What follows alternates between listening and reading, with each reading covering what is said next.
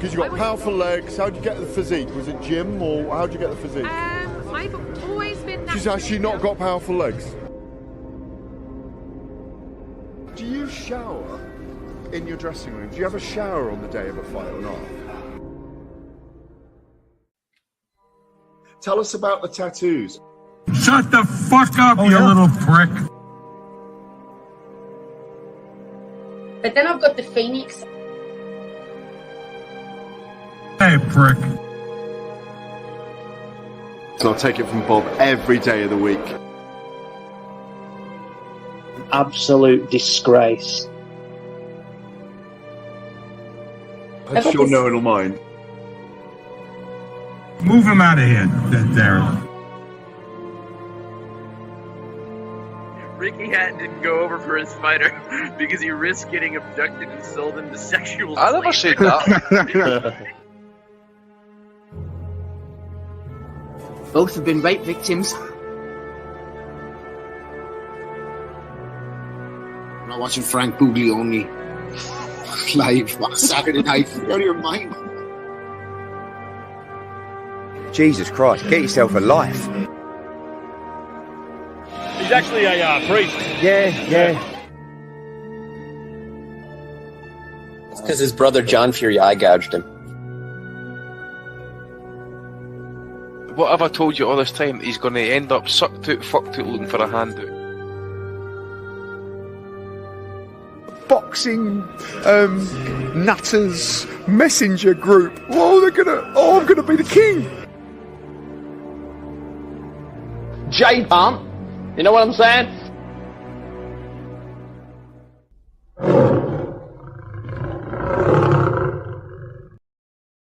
Welcome everyone to episode 571 of the Boxing Asylum Nuthouse.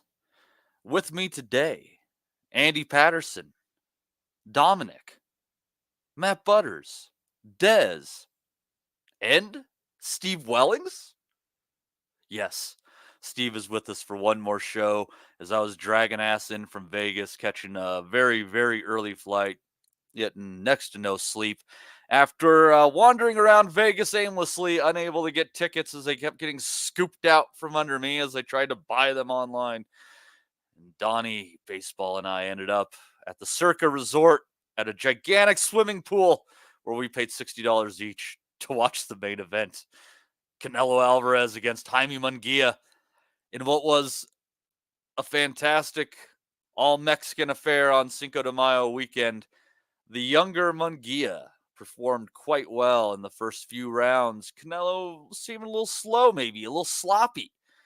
And that all changed, though, with one short uppercut in the fourth round, which dropped Munguia, changed the flow of the fight, as Canelo was able to get out of there with scores of 117, 110, 116, 111, and 115, 112.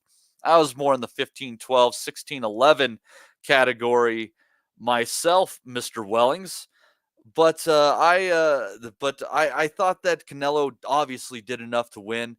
But I think Paulie Malignaggi probably hit it best when he wrote a piece earlier for Boxing Scene this week, where he said basically that he thought this fight was 1 year too early for Jaime Munguia. He needed a little bit more development, just add a few more tricks. Canelo needed to slip just a little bit more. And I think he hit the nail on the head. Next May, I don't know if this fight goes the same way, but this May, Canelo definitely still had enough to take out his Mexican counterpart. Mm-hmm. No, that is actually a really good point, and that's why we're such a good double act, Matty, because my notes actually said exactly the same thing right at the beginning. Could this be Munguia's kind of Floyd moment almost? Obviously, back in 2013, Canelo stepped forward against Floyd. Different circumstances, obviously. It's not a complete comparison, but this could be his moment where he sort of takes the lessons off the master, first time in Las Vegas, and takes the mantle on. That might not happen. It might do. Who knows? I think Munguia had the right ideas. The right hand was there, the jab. He just had too many flaws, I think, to beat an exceptional champion. Leaning in, they wasn't through lack of trying. His punch power didn't seem to hurt Canelo, which I think affected him mentally. We saw Bivol before, did the right thing against Canelo, getting the jab going. moving off constantly, keeping Canelo turning all the time. And he was more defensively responsible than Munguia was, Bivol, and he was able to pull it off. Munguia, he's just a little bit too open, too many flaws, as I said. The left hook was there all night for Canelo. And Munguia, the more he got desperate, the more the urgency came in. He kept on leaning in and making mistakes. And he showed a hell of a beard. He got dropped by a really tough uppercut in the 4th round, as you mentioned. Got back up again, kept on pitching, in great shape, physically looked like a big guy, light heavyweight in the making, I think, at some point. And he definitely tried, but the experience wasn't quite there. He still had too many flaws that he just wasn't able to get over the line. And Canelo, I think he's maybe on the slide now, on his last legs, but he's still a quality champion, knows how to do the rounds, knows how to pick the right shots at the right time. And he was about a year out. I think what you said at the beginning is absolutely accurate. No shame for Munguia. He'll come again. Oscar, Canelo had their little sort of set to beforehand. That's going to carry on as well. Will he fight Benavidez now? Probably not. Might be Berlanga next. But as for this fight, I think both of them came out well. Good crowd, good fight. Fair play to Munguia and especially to the King. Absolutely. Canelo remaining, I don't know if he's a top 5 pound for pound guy, but Canelo still clearly pound for pound. Incredibly skilled. And I like your reference back to the Mayweather fight. Munguia obviously older than Canelo when Canelo faced Floyd. But I've gone back to this a handful of times before. I don't know in recent memory if there is a fighter who gained more from a loss than Canelo did against Mayweather. It changed who he wanted to be as a fighter, created a bunch of new wrinkles in his game that the Reynoso gym has done a very good job of developing. He's not nearly the same fighter that he was 10, 12 years ago. But what Canelo is very special. Took a guy like Bivol to truly dominate him. So, but Andy, I got to give it to Munguia in that I felt like, especially after the Charlo fight, where you just had someone looking to collect that check and went into survival mode, Munguia never quit trying. He never thrown combinations. He never quit trying to back Canelo up. It was a good display of heart from the young fighter who definitely gave it his all on Cinco de Mayo weekend for his people. Yeah, I mean, he had good jabs at time. He had good right hands. He's obviously had Canelo covering up, and I think it was the 3rd round. He had a good go at him. Probably maybe the back half of that 3rd round, he was landing a couple of uppercuts, a few swinging shots, and had Canelo back up and backing off a little bit. But you're right, the uppercut changed the fight a little bit, for a good couple of rounds. And then when Munguia did try to kind of like set any attacks, now the experience of Canelo over the years has shown he's able to ride shots. He's got that wee deft movement when he kind of moves the head out of range at the last second. So there's that wee kind of half pivot turn, and you miss completely. These are things, as you mentioned, that he's picked up off the Mayweather loss and that as well. So as you're right, him and Lomachenko have learned from their previous losses. But that said, he is on the slide without doubt. I mean, hasn't got the same pace, hasn't got the same explosivity, shall I say. I think we mentioned last week the big thing would have been if he got the knockout last night, But again, this is Canelo now up at I forget what age he is, 32, whatever he is. He's up in weight. Isn't really knocking anybody out at that level unless it's maybe like a Yildirim. And Munguia has proven over the years that he is tough. He can take a shot, and he proved, as you said, he got up off that 4th round knockdown, and he kept trying. He got right back in Canelo's face when he got off the deck, man. He wasn't fucking It's around. all you can ask. He gave as good as what he got. And I know he had the reach and stuff, and he's standing in the pocket with him, and he's throwing hooks with Canelo. It's all you can do, mate. And again, it just comes down to levels and probably experience at the end of the day. That's all it comes down to. And a wee bit of as I say, the experience and levels, because Munguia, I think, will probably have another run as champion. Maybe when Canelo's time's up, but maybe when Bivol and that are gone. I don't think he's washed in any way, shape, or form. But certainly he wasn't disgraced last night, I don't think. And as I say, he's fighting a bona fide first ballot Hall of Famer possibly in that as well. So see, a lot of the shots in that as well were on Canelo's gloves, and Canelo was able to ride some shots in that as well. But again, the guy kept going, kept trying, didn't mentally quit on himself anyway. So that's all you can ask, and he tried it out to the bitter end. So. What a better attitude to have. I mean, like even the case of Charlo, like, okay, you're getting your ass kicked, but you're performing in front of, a million people, and you're getting a an 8-figure payday, fucking try till the last moment. Try to knock his ass out. Why not?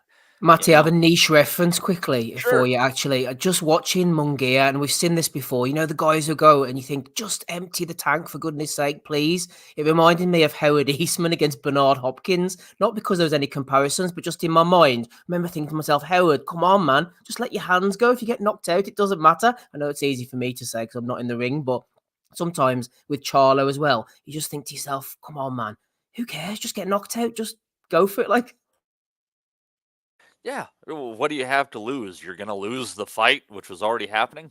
Okay. Same result, but people might actually respect you in defeat if you go out on your shield. David Corner said that he'd like to see Munguia against Plant. I don't think that that's necessarily a bad fight whatsoever. Probably a good comeback fight kind of for both of them to test the water, see where they're at right now. Des, let me ask you a question, sir. You've been around. You've seen some of these fighters. I think it's clear, Des, that we've seen Canelo's best days. Even though he's past his best, he's still, an incredible fighter. Do you think that we've seen Munguia's best too? Or do you think at the age of 27 that we still have something more to see from this fighter? I think Munguia's hit his ceiling. I wouldn't expect too much from Munguia now, and especially up at super middle. I think it was an awful lot to ask for Munguia to beat a Canelo, even this version of Canelo. And I've got to say, Canelo's greatness is quite nuanced. Right, so answer your question, Matty. Mm-hmm. No, I think Munguia is the best version we're going to get now. I think he could beat a Caleb Plant, and if we go back in time and bring, say, that version of Billy Joe Saunders up, that's a good fight. Munguia will always be in good fights. But I think Canelo is the upper echelon of boxing. He's in that pound-for-pound list. Munguia will never be in that list. So I think Munguia's done very well to get this far. I think he'll be in other good fights. I think he'll beat good kids. But he doesn't ever beat a Canelo. But if I could just touch on something with you, Matty. Of course. Canelo's greatness is not great like Floyd Mayweather or Pernell Whitaker. And it's why he gets put down probably 5th, 6th or 7th on the great Mexican fighters list. Because he's not a Barrera or a Morales or a Sanchez. He's great like a Beterbiev's great. He's great like a Miguel Cotto was great. He's Marvin Hagler without the bounce and the movement. He relies on his teak toughness.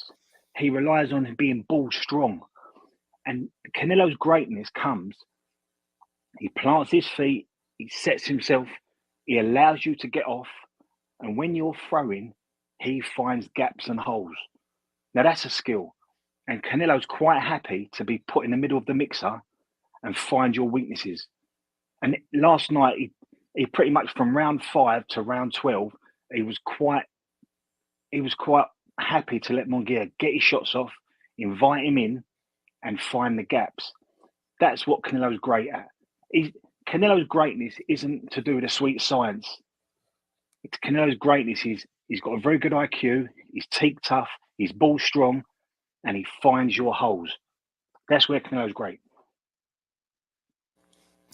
He what I also think that makes Canelo kind of a different fighter in a sense is he's not, a huge output, pressure guy, but he's someone who in his return fire, even if he's not hitting you in the face or even cleaning the body, he might be hitting you in the arms.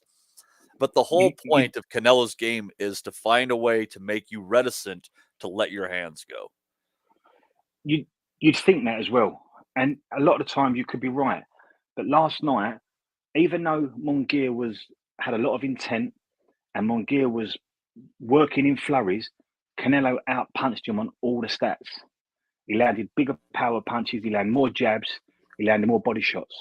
So he does work, Canelo, but it's a different type of work. And like I say, his greatness is nuanced. And I'm a real big fan of Beterbiev because I like the way he gets himself into position. He forces you to throw, then he catches you. Canelo is a brilliant catch and throw merchant. He likes being in the mixer, and he really looks for gaps. He looks for holes. What he's good at is taking your soul away. So yesterday, when Munguia got dropped, and he got dropped with an uppercut, so it's a heavy droppage because there's no such thing as a soft uppercut. When Munguia got dropped, it took his soul away a little bit. He wasn't in recovery mode, but he understood that this is damage limitation mode for me because he took a big right hand literally seconds before he took that uppercut as well. And Andy, what would have psychologically really messed Munguia up was when he was on top in the fight, when he was arguably 3 rounds up, when he was doing what he was told to do, and when he was doing what he was told, this will win you the fight, that's when Canelo got to him. So for the rest of the fight, Munguia's playing with that. I can't just do what I'm meant to do. I can't just let my hands go. I can't allow myself to get in the mixer with Canelo because this is when he gets to me. And that's when Canelo becomes dominant and alpha. That's when he walks around, sets his feet, invites you in. And I can't remember Canelo losing many exchanges last night. He was always the dominant puncher. He throws everything with intent. And it's so interesting now because we put all the pieces together. That's why he couldn't do nothing with Bivol, because Bivol's got size, reach, feet, and that mentality of I'm not going to get caught in a pocket. We're not going to have that exchange.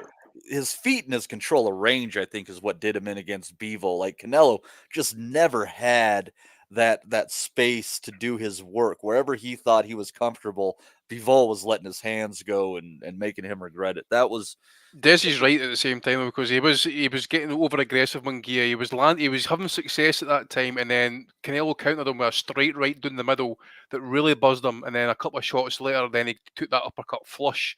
So again, I think as Des says, he's just held his feet fractionally too long, got a wee bit too over eager after a few punches landed. It was getting the crowd going. He thought, "Fuck it, I'm going to have a wee bit more of this," and he's just paid a wee bit of price for it. Yeah, he did. But I'll tell you one thing he did that I liked a lot that Munguia did is there were a few times where he just let his hands go and was able to keep Canelo's hands at home.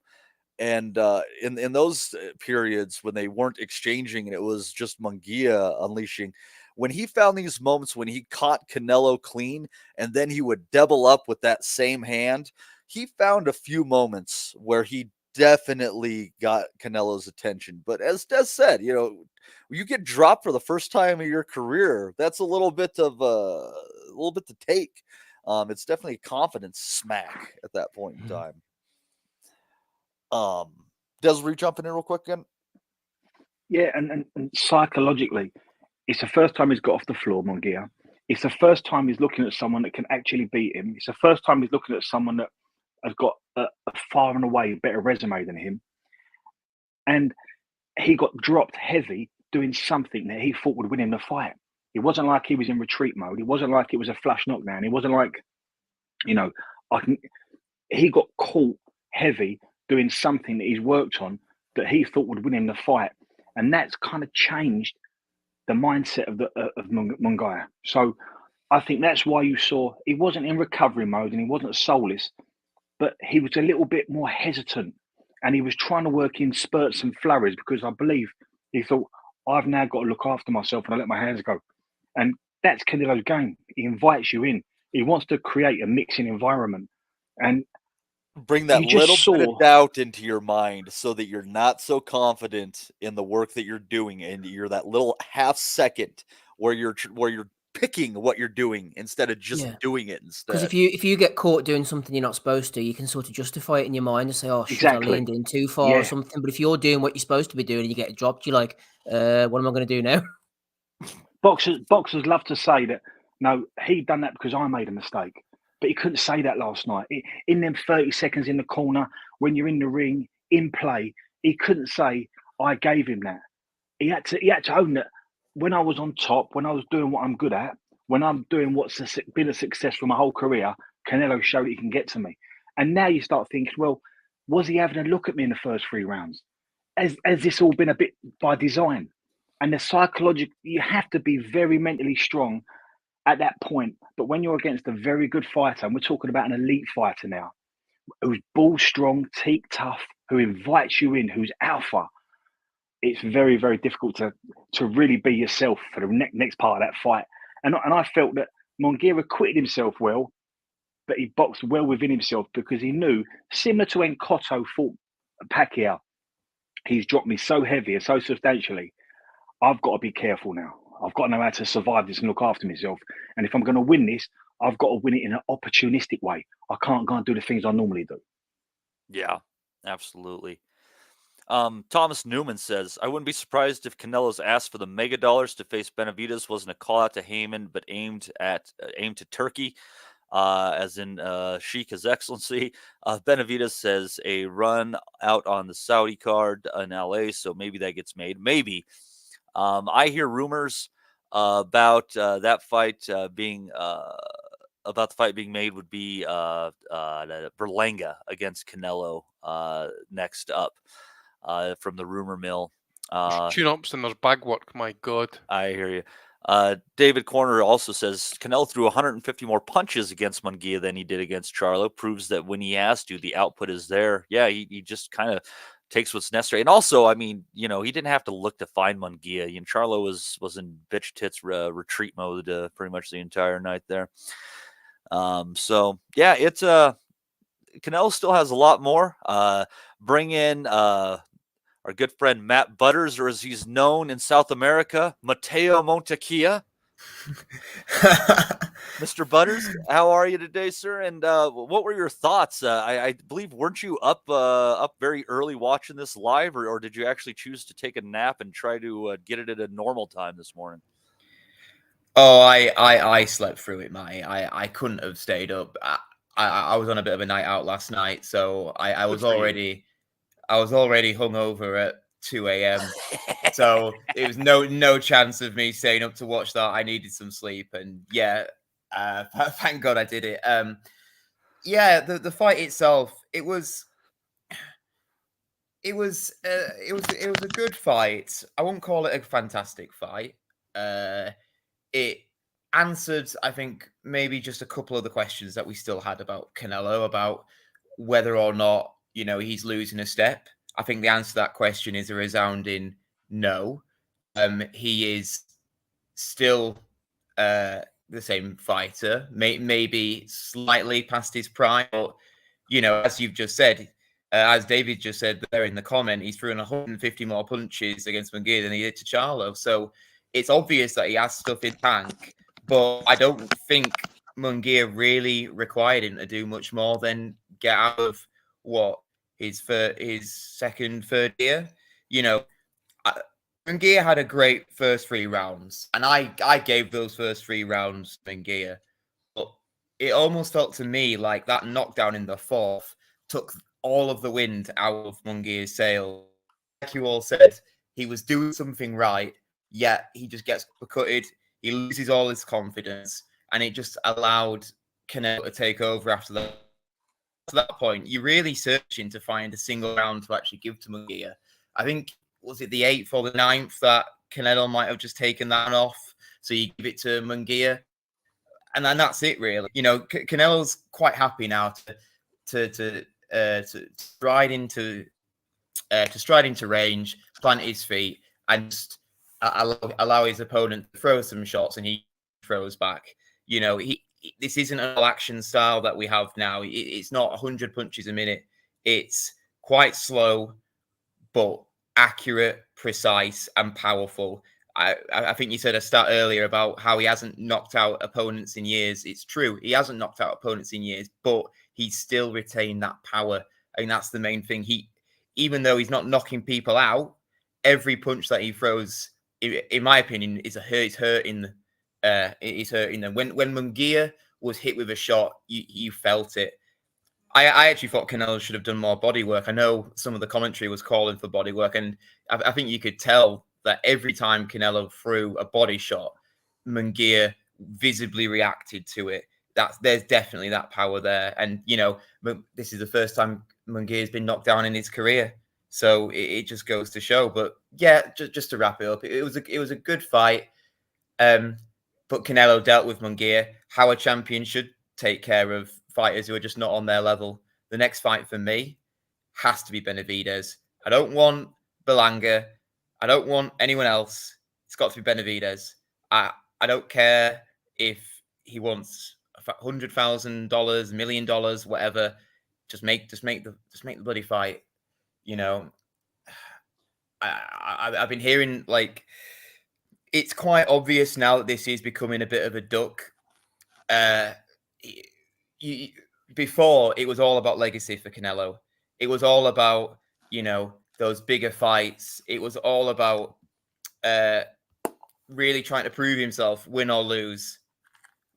Like, even Bivol, when he went up to 175 and fought Bivol, like, win or lose that fight, that was him trying to make greatness.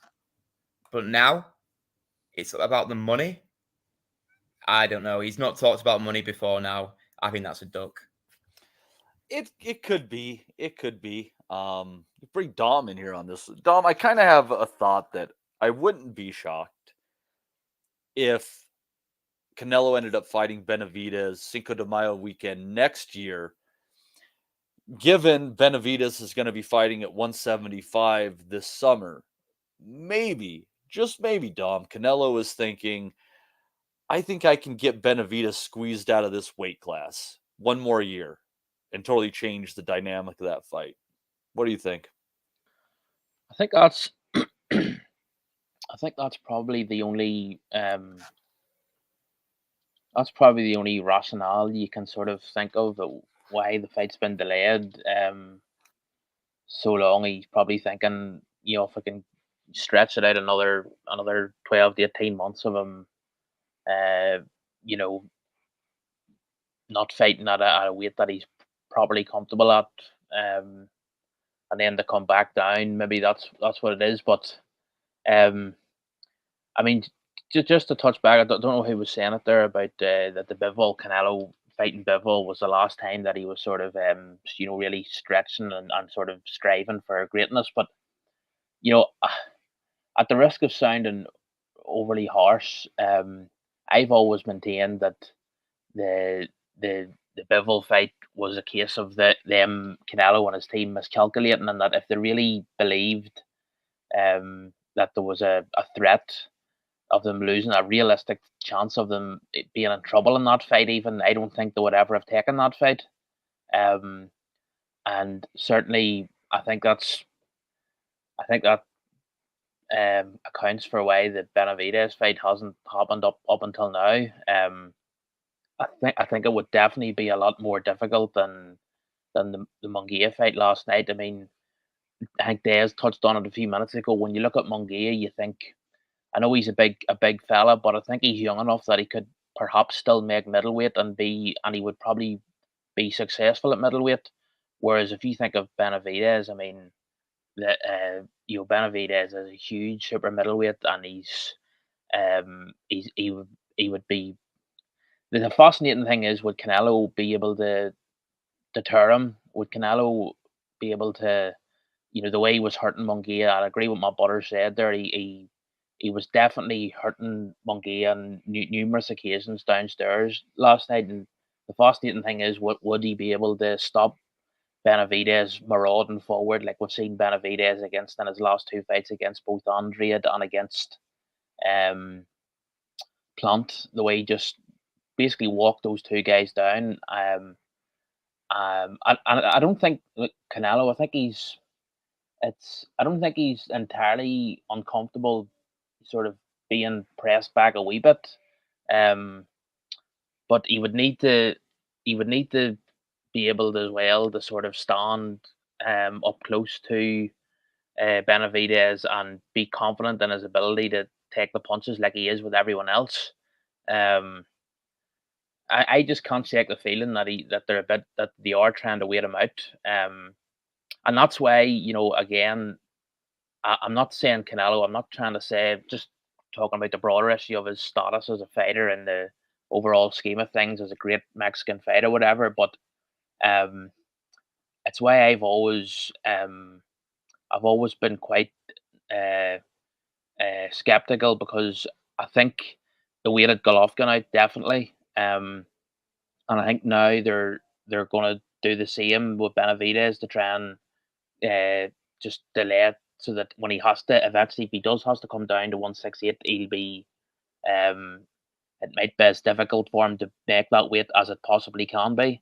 And someone I think actually Matt Butler's actually said in the chat earlier about he could imagine a scenario where all sorts of rehydration stipulations are put to Benavidez as a condition for the fight to happen. And I have to say, if it was up to me, I would hope Benavidez would not agree to any of those. Well, Dom, if it's for all 4 belts, it would mean it's for the IBF too, which would mean that they have their own 10-pound limit on Benavidez without Canelo contractually putting it in there.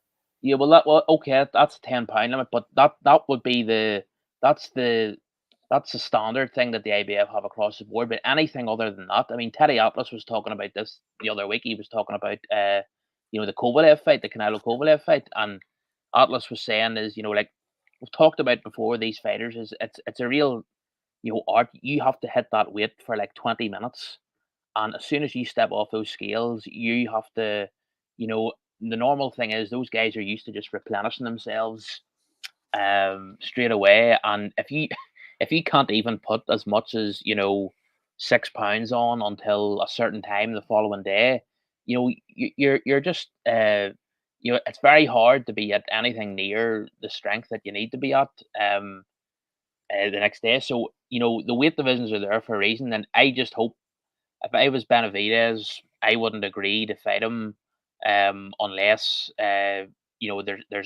there's fair play in terms of the weights and everything, the rehydration. I mean, you can make all the arguments you want about Canelo being the land, and I don't think there was any suggestion that Benavidez was asking for too much money when they tried to negotiate this fight earlier this year. I don't think Benavidez and Samson Lukovic, his manager, were asking for too much. They weren't being unrealistic in their expectations of what their split was or anything like that. But in terms of the things like rehydration that would really handicap him,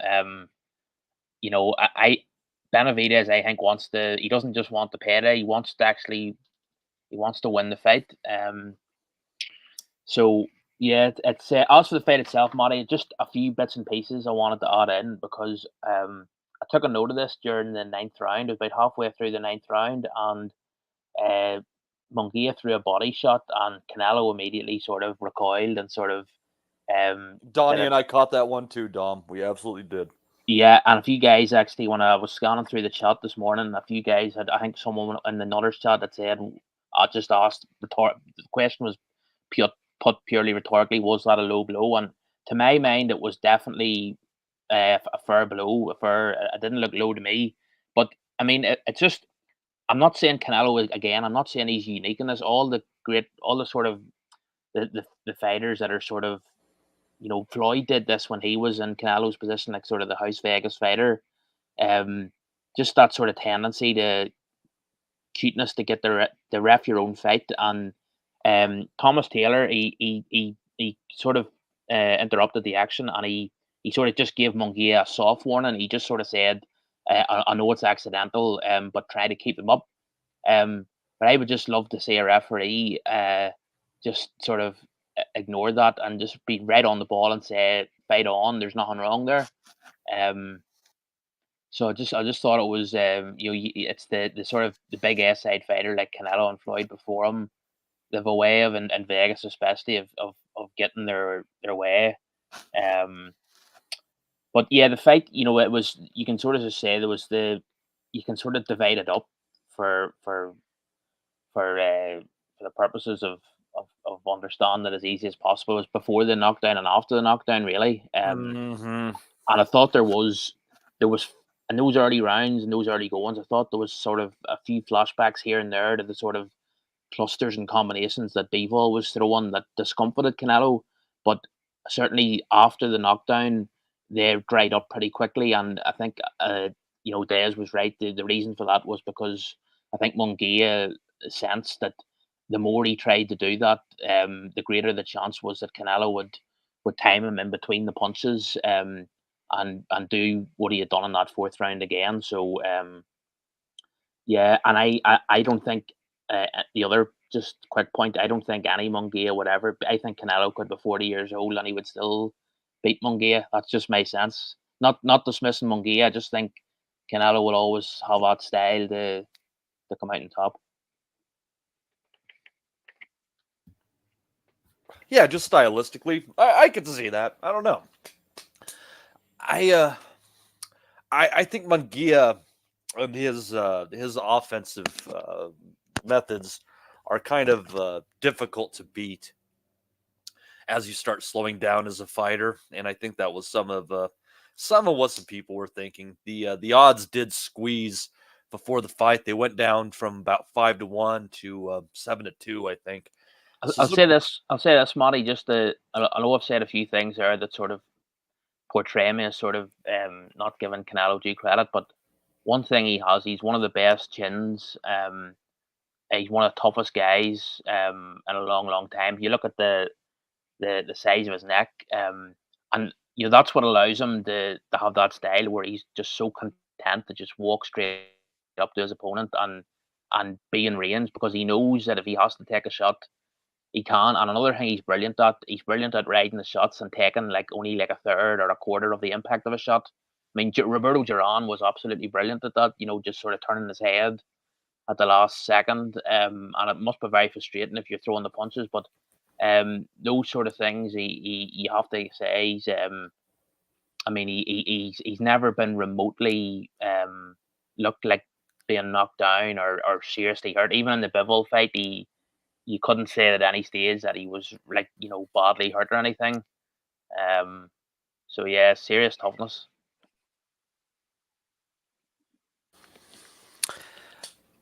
Yeah, I don't. I'm not sure where everyone goes from here. I think Berlanga against Canelo is probably likely from what we're hearing, and I think that's a shame because I actually think that as far as action goes, I think that Munguia against Berlanga is probably one of the best fights for entertainment value on paper in the sport of boxing. So if it doesn't go that way and it goes Canelo against Berlanga, that's kind of a shame because I don't know. I get this odd hunch, Steve. It's just a feeling. I think Munguia will be fine. He'll continue going on doing what he does. But I think, especially given what we've seen from Edgar Berlanga in the ring with the biting and the frustration and I think that a Canelo fight would absolutely mentally break Edgar Berlanga moving forward. Maybe a Canelo fight would be the last we'd ever see of Edgar Berlanga. What do you think? Yeah, you've mentioned that before, that he might break him that much that he might get disqualified, and all the Mexican-Puerto Rican rivalry on top of it as well might be too much for him mentally. I think if Berlanga was to fight Munguia, that would be a good fight because they're both standing in the ring straight in front of each other, which is exactly what Berlanga wants. But against the likes of Canelo and Caleb Plant, they were mentioning as well, that's all wrong for Berlanga, that is. Plant will just run rings around him again and maybe lead to your prophecy, which I'm getting on board with now, of him melting down in the ring. There's something funny about Berlanga. I know he's a bit of a hothead. He can definitely punch, but he has sort of been found out to a certain level. But Canelo's clever. He'll fight Berlanga next probably because he's taken Munguia's O, then he'll take Berlanga's O, and later on when he's retired, long gone, you look on BoxRec and see he took these undefeated fighters' records and then soaked up the juice from whatever they go on to do after him. He's not one bit slow. So I think that's why he's picking them one after another. It'll be Berlanga in September. They'll say, oh, Mexico, Puerto Rico, blah, blah, blah, and move on from there. But yeah, I can't remember what your original question was, Matty, but that's what I'm thinking. I think your answer was right along the lines of that. Cool. Yeah. So yeah, that was a heck of a fight, and that's all I saw. So I'm gonna go to you guys for some of the rest of this. Steve, I'm gonna hang with you because I know you were awake watching this fight for your other duties, and apparently, and I guess I had kind of known this, seen some tape from him prior. But apparently, Fabian Madonna's not anywhere near as good as his brother, and Mario Barrios just kind of boxed him out in a boring fight. Yeah, they need a test, the DNA test for Madonna to see if they're actually related, I think. And he needs a good shakedown after that. He was frustrated, Madonna. I thought he looked a little bit soft on the scales, and I thought, I wonder if he's ready for it, if he's fit enough. they're doing everything they could to try to get him to win. The shots were there. Barrios' eye was closing. The judges, at least two of them, or one of them anyway, had it pretty close. That everyone was like, "Come on, Fabian, just throw a few more shots, man. You can win this." And he was like, "No, I'm okay, thanks." He just let the hands go. I don't know what the problem was with him, but yeah, don't bring him back again for goodness sake. Barrios, good job, but apart from that, against the best guys, no, I don't think so. The rest of the card, I'm just looking down it quickly. Melnicki Jr. against Cruz, dropped him twice, looked decent. Melnicki, I think someone who can move a bit will give him trouble. Ramos, he's a big beast, man. His body shots are class. That Gonzalez, if he took a shellacking, he was tough as old boots. And even at the end, when he was took Ramos more aggressive after that? Yeah. That controversial loss to Lubin. It Very like aggressive, but then it was nice matchmaking, really, because Gonzalez was there to be hit and he was happy to stand and take shots, and he threw a lot of shots back. Battle of the body shots. Ramos has always been a good body puncher, but he wasn't moving like Lubin. I remember at the time, maybe the commentary was swaying me. I didn't see Lubin winning that fight, but anyway, I suppose we move on. Ramos, they're going to keep bringing him back because he's a good fighter. Figueroa against Magdaleno. Yeah, Figueroa didn't look great now, to be honest. That was a tale of low blows. Magdaleno, I was shitting on him in the chat, but he did better than I thought, and eventually he got caught with a cracker of a body shot. And Stanionis Maestro was probably the best of the undercard. Maestro, if he was a bit younger, I think he would have given Stanionis more trouble. Real good rush shaker. Stanionis just kept on throwing hard shots. Maestro didn't really gas as much as I thought he would. He's definitely a puncher. Well matched. In the scorecards, I'm looking at him there. 119, 109. One of the judges only gave Maestro a round. That was stupid. But Stanionis, got to throw him in now. They were saying, oh, maybe we can make that Virgil Ortiz fight after all. I'm thinking, no, God. He's been out for 2 years, Stanionis. They tried 3 times. Please, let's not revisit that again. Find him something else. Yeah, the undercard was a bit of Conor Benn. Who? Conor Benn. Oh, Conor Benn, yeah, maybe. Put Conor Benn in against Ramos. I wouldn't mind seeing that. But yeah, it was a bit of a chore at times, the undercard, but we managed to get through it. Maestro, I think Maestro would beat him, Steve. Conor Benn? Aye, definitely.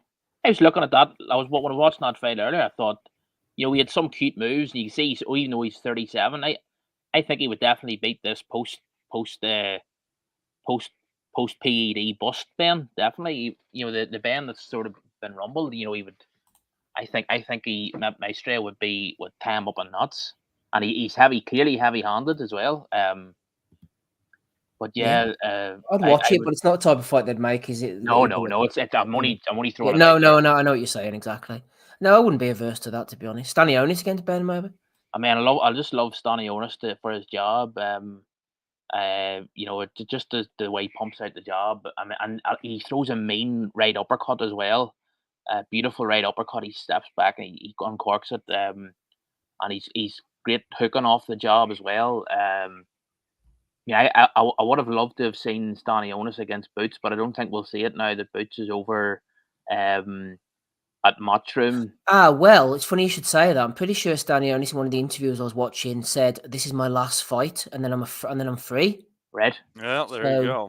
Well, I was actually going to say, Steve, in terms of Boots, I wouldn't be surprised if his deal with Eddie isn't anything. I wouldn't imagine it's anything long term. 3-fight deal, I think it was. Yeah, so I mean, he could be back soon enough, but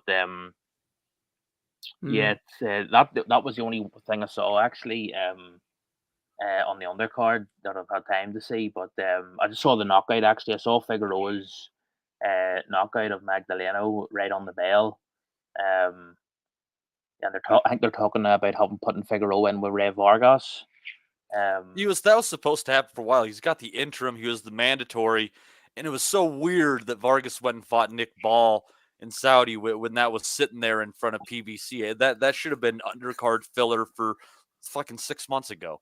Like a month before the actual champion fights, a month or 6 weeks, whatever, or maybe 2 months. We'll give them the benefit of the doubt before the actual interim champion. I mean, just a quick word actually on the DAZN commentary when I was listening to it earlier, Steve. I was halfway through the Stanionis fight, and the sort of panned the Munguia entering his dressing room, and they were sort of talking, Grissom, Mannix, and Mora. They were talking among themselves about how the main event would pan out, and they said they sort of cast back the Canelo's last fight, the Charlo fight, and they were saying would Munguia be intimidated the way Charlo was intimidated? And I know it's just getting off the topic slightly, but you know, it's just a complete misreading of what actually happened in the Charlo fight. Charlo wasn't intimidated. You have to be interested to be intimidated. He wasn't.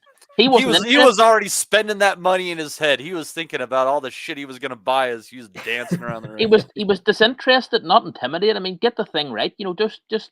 But it's just this. You know, they're paid actually big. I'm assuming big money. These basic things to get right. I mean, he wasn't intimidated. You have to be.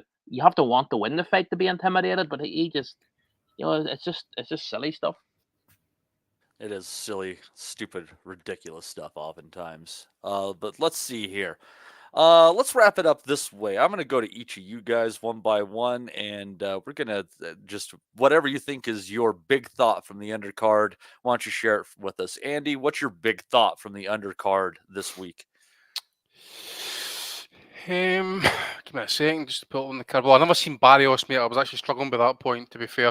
But Figueroa was pretty poor. But I would probably say the upset, but the surprise I really would say was the Maestre fight was probably more competitive than I expected it to be.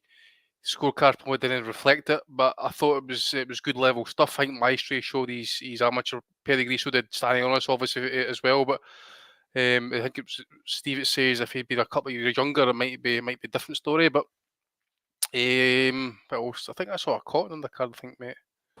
So yeah, again, it was one of those situations. I woke up this morning, checked the results, and saying to myself, "Holy shit!" About 95% of that card went in distance.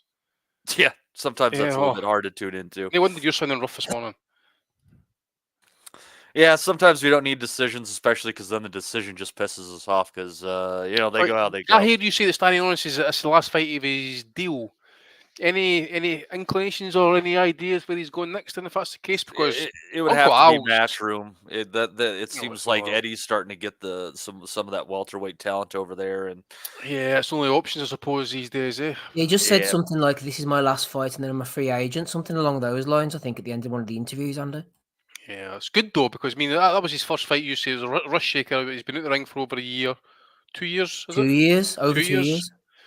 I mean, and this was the guy after a Butayev fight. I know, and after a Butayev fight as well, mate. You're saying so that's a solid win for him because that guy was solid. He came to fight, good win, and then this is frittered away. Illnesses, broken up fights, for example, that type of thing. But yeah, the time is now for him. Really, I like to see him in with any of the top guys now at 47.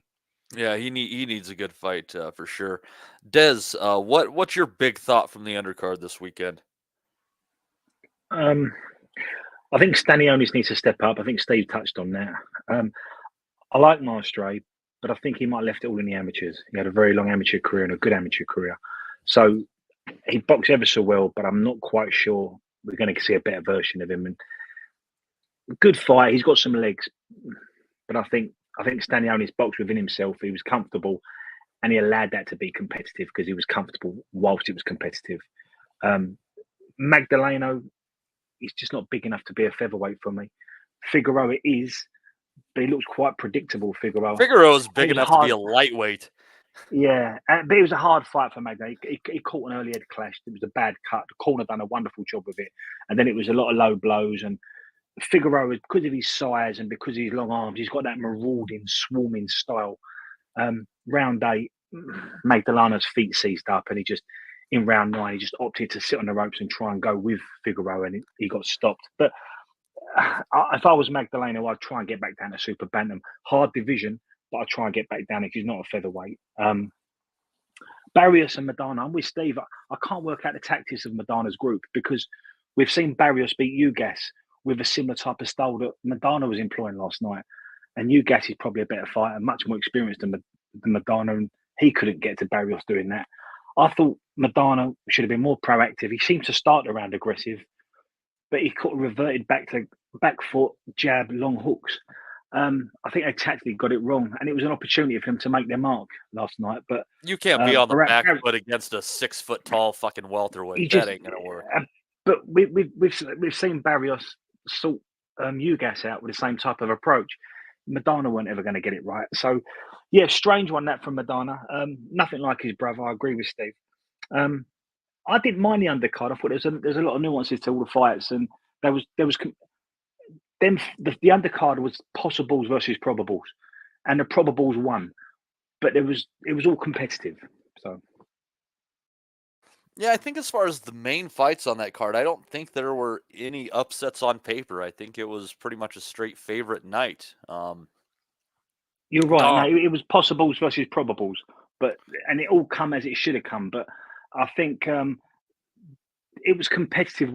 It was competitive, but all fights were competitive, and both fighters was in each fight. So it was quite interesting to watch. Absolutely. Dominic, your big thoughts on the undercard this weekend? Big thoughts, man. I don't know about big thoughts, but I think Stanionis needs to get active. 2 years, he really needs to get out regular. And just one other thing about him, he seems to throw every shot, puts everything into every shot, and sometimes I wonder would he not be better served, sort of changing up the cadence a bit, or the just varying the force that he puts in each shot. But I would like to see him in now with some big fights that are going to test him, and I think that job is just he can do things with that job, definitely. So yeah, Stanionis, get out more regular. It's just, it's a shame he was on the shelf too long, and PBC still doesn't have all these dates. So who knows what's going to happen, because they have so many interesting paths that they can go, that it's so simple to take it that way, considering it's their stable, their cards, etc. I think the best example stemming from this card is it would be so incredibly easy at this point in time for them to put Figueroa against Ray Vargas, for which he is already the mandatory for Vargas's title. And if Figueroa wins that one, which I expect he would, because if a little ball was coming forward and landed on him, I just think that Figueroa is going to overwhelm Vargas ultimately as the rounds wear on, which could set up then a rematch with the returning Stephen Fulton for a 126-pound belt for Figueroa. And their first fight was a very good fight, a split decision, I think. And I would like to see that rematch. And all that takes really is just a couple cards, and you could spin that around. Is PBC going to do it? I don't know. I have some serious doubts on exactly what their plans are at this point in time. Sometimes I think they're grabbing from fishbowls. Sometimes I think they have matchmakers. I don't know. Let's see here. And last but not least, Mr. Butters, your big thoughts on the undercard. Yeah, like Dominic, I'm not sure if I have quite very many big thoughts, but I'll say some thoughts, and you can decide whether or not they're big or not. I fully agree with what everyone else is saying about Stanionis. He just needs to fight now. Another victim of the PBC, just being kept out too long, illnesses. Yeah, he really, it's criminal that he hasn't been in a big fight, title fight as of yet. He just, he's flitting around with this WBA regular belt, but he has still really not been in a what we would call a really big fight. And yeah, he's just going to have to go in there. Like Boots would be great. It's a shame that the Virgil Ortiz fight never got made. That's really Ortiz's fault and not his. So I just really want him to have a go for the title. The only real point I wanted to make out of anything is one about Maestri, just to say that when I was looking at him while I was watching the fight this morning, the overriding thought I had in my head was that if he was 10 years younger, this would have been an entirely different fight, because he has all the tools that a boxer needs. He's got the foot movement, he's got the punch selection, he's got the power, but he just doesn't have the conditioning, and I think that showed in the latter half of that fight.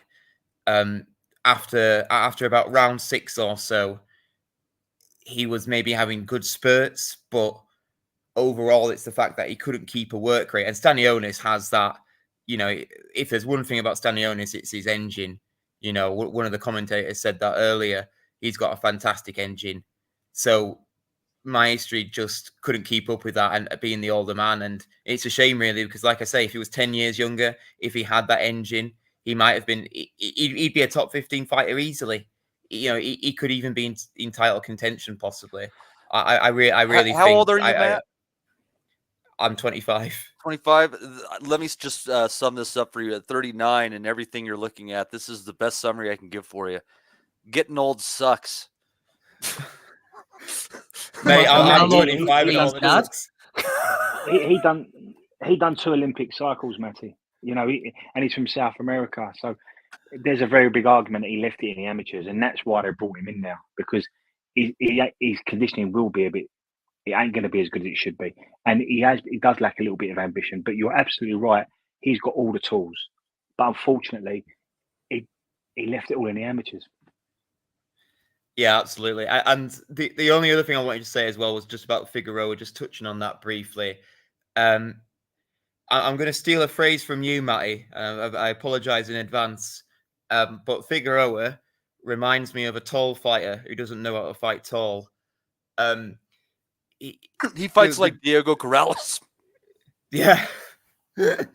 Honestly, I was screaming at him halfway through that fight that if he just took maybe a step backwards, he could use his reach, and he was making the fight so much more harder for himself than it needed to be.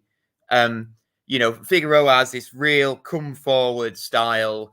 You know, I won't call him fantastic defensively. Works away on the inside, and when you've got a style that complements that, you know, you're always going to be in a fantastic fight. And that's one of the things we like about Figueroa. He's always in good fights because he has that come forward, more in style. But he's not good defensively. He can get hit. It's not hard to find. And the overriding thought I had in that fight was, if Magdalena was replaced with Nick Ball, you know, a short fighter who knows how to fight short, coming in with those big overhands, those big hooks. Might be right. I honestly think Figueroa would have been in a lot of trouble, Matty. I honestly do. You know, I know Nick Ball, you know, had some trouble against Vargas, but he also dropped Vargas. So I really think, you know, and this isn't just me wanking off Nick Ball. I just genuinely think Figueroa has some issues. And before I saw that fight, I thought Figueroa was, you know, the best of the rest in the featherweight division. But now, I think a Figueroa Nick Ball fight would be very tasty indeed. Yeah, you make some good points. The one thing I would wonder about, though, is if Ball could soak up those same body shots from Figueroa that he soaked up from Vargas. That would be the one thing that stopped me from saying, yeah, I really think you could be onto something there, because it's not like he had great defense in that fight. Speaking of Ball against Vargas, he just absorbed everything and just kept coming at the guy. And I don't know. Figueroa is clearly a bigger puncher than Ray Vargas. I think that'd be a fantastic fight. If out of any of those three like featherweight fighters, Figueroa Ball, that's got fight of the year written all over it, mate. Honestly. It's you kind of get the same feeling like when Andy and I saw Figueroa against Luis Neri on paper, and we're like, oh, fuck, that's a good fight. It screams action, absolutely. Before we move on, as I'm trying to rummage through here, I've got one more to add on. We have 7 on the panel today. Joining us, Rapin' Rob. Oh, I'm sorry, that's 2 P's. You're done for 1 week, and our editing's terrible. Rappin' Rob Kelly. Bring back the old host, will you? For fuck's sake. See, Wellings is back in the chat. That's fucking grand closing, grand opening. Reminds me of the time I left the job and everyone had a whip around for me, and I didn't like the new job. I came back 2 weeks later. They're all looking at me, looking for the money back. I know I'm one of those boxing scammers, Rob. You know, the people on Twitter and all. Well, you're not getting your fucking tribute again, right? Steve Wellings, the Tony Bellew of the boxing asylum. yeah. Just leave him alone. I'm not hard to find. Still has to win a vacant belt, though. Vacant host. Yeah, what were we talking about, Matty, before your fucking zinger there? You just go ahead and give me your thoughts on the Canelo fight. We were just wrapping up that card. Apparently, as you we rolled in. forcibly fornicate with women, apparently. Hmm? Forcibly fornicate with the female, apparently. Who, Canelo? No, Matty was asking you. Oh, forcibly? No, they What? might have forced it on me. I don't. Anyway. Anyhow, continue, Rob. I was actually awake watching this one for some reason. My sleep pattern was off. I was away during the week You were taking care of sympathetic business. for Wellington. Yeah, I was, and I was up watching it live. So I actually thought in the first 4 rounds I could see it's abundantly clear why Canelo won't fight Benavidez, or Benavidez rather. I thought he looked old for the first 4 rounds, and I thought Munguia was fucking catching him with some clean shots. And just before he did that lovely Canelo dip and landed the uppercut combination that we've seen so many times over the last 15 years and dropped Munguia like a sack of spuds, I actually thought, fuck me, man, Canelo looks... Now, I know it's only 4 rounds. You have to give the fight a chance to warm up in it, but I just thought he looked... his age, and I thought he looked shot one. I thought he looked every bit of 65 fights. I thought his feet were a little bit slow. Don't know what way he's making the weight these days, like, but I just thought it wasn't there. But then gradually the fight just played out like I thought it would last week. Like, Munguia is a volume puncher. He'll come and give everything. He'll stand right there and trade. He's not going to fucking try and pick Canelo off, keep him at the end of a jab and move him around, fiddle him about, and that. Munguia is there to fight. Incredibly tough kid, all action style, and always kind of in a good fight without ever looking great, if that makes sense. He's a B fighter, I think, like with an A-level heart, and a good engine. So he was like perfect opponent for Canelo at this stage of his career. A bit of cannon fodder, pick him off, look good in the combinations, dig the body. I thought Canelo showed his class, but I also think that the time is near for Canelo, and he's on the retirement tour now, isn't he? Like, so I don't think we get Benavidez fight. In a way, I kind of understand it. He's not giving his passing to the torch moment. The fans don't get to think he's one of the kind of... He's followed the Mayweather. I hate to fucking be bringing up Floyd's name all the time, but he's followed that blueprint in that calling your own shots, and we saw that after he fought Floyd. Like, he mimicked a lot of stuff in terms of, you know, bringing fellas down the weight or getting fellas at the right time. But I'd say his legacy, it's hard for me to sum it up in terms of legacy in that one. For me, with Canelo, I was one of the biggest Canelo fanboys out there from the first time I saw him on the HBO fighting Cotto's brother. Like, I was invested, thought he was a brilliant fighter. And then the whole Mexican meat scandal kind of soured the whole thing for me. Like, and then he was going up and down the weight like a yo-yo up to 68, 70. So in a way, you can't kind of accuse him of ducking anybody over the years, apart from this kind of version of Benavidez, which I kind of understand why he's not fighting him. You know, he's fought many world champions. He's been a solid champion in each division that he's been in. And I just think it's about passing the torch now to look for the next star. He's going to go out on possibly 70 fights. If he hangs around too long, one of the guys that he's expected to beat is going to beat him. But I think what you'll see in the next few is a couple more fights before he hands up the gloves. We won't see Benavidez, but he's always good value, and he always brings a massive event to the sport, which is important. So we'll be looking to the future now to see who's going to replace Canelo. But I'd say over the last 15 years, he's been very good value in terms of action-packed fights and making big fights. Yeah, he's definitely given us a lot of great moments. You know, his career does come with some asterisks. You know, a few scorecards. Don't they all know though? Like, yeah, 100%. Well, even the greats, you know, you go through it. Like, there's always a couple of things in there, like Ali and Dundee cutting his gloves over in the UK. You know, shit like that, right? Yeah, that's a fucking asterisk, isn't it? They're master of the dark arts shit. Not too concerned with it, but this, like, I don't know. Obviously, have we covered Garcia popping hot, or is this a no? Not yet. Not yet. We got a couple of things, but yeah, we're gonna get into that for sure. Don't you worry. So that's the kind of thing I think we have to kind of accept now across the board, that they're all on it. Like, no matter what way you're slicing the dice, that they're all on the gas. It's just about getting caught, like, you know. Yeah. Amen to that. Our boy Captain Casual, also known as Damo, throwing in $9.99, says, what a lineup for 571. Just a brief hello and a bit of bus fare for Wellington and his future adventures to London town. Well, Man, I hope you don't try to take a bus to London, Steve, because I think you might drown. There's no chance in hell I'm going there. Anyhow, so thank you for that demo. Let's see here. Andy, did you catch the IBF title fight in Japan? No. I seen the result. I think Rodriguez got lit up early doors. I think he got dropped as well, possibly, but I didn't catch it. Yeah, I don't see the rundown of the fight, but Rodriguez lost did on points, go in I there. think. Yep, he lost to Ryosuke Nishida, who is just this is the 9th fight of his career, I think. There, picking up the IBF bantamweight strap that Rodriguez just won that very recently. I think didn't he just pick it up in his last fight after they fractured? Yep, he did. Yep, against Melvin Lopez. What a name! There's no need for that G whatsoever, is there?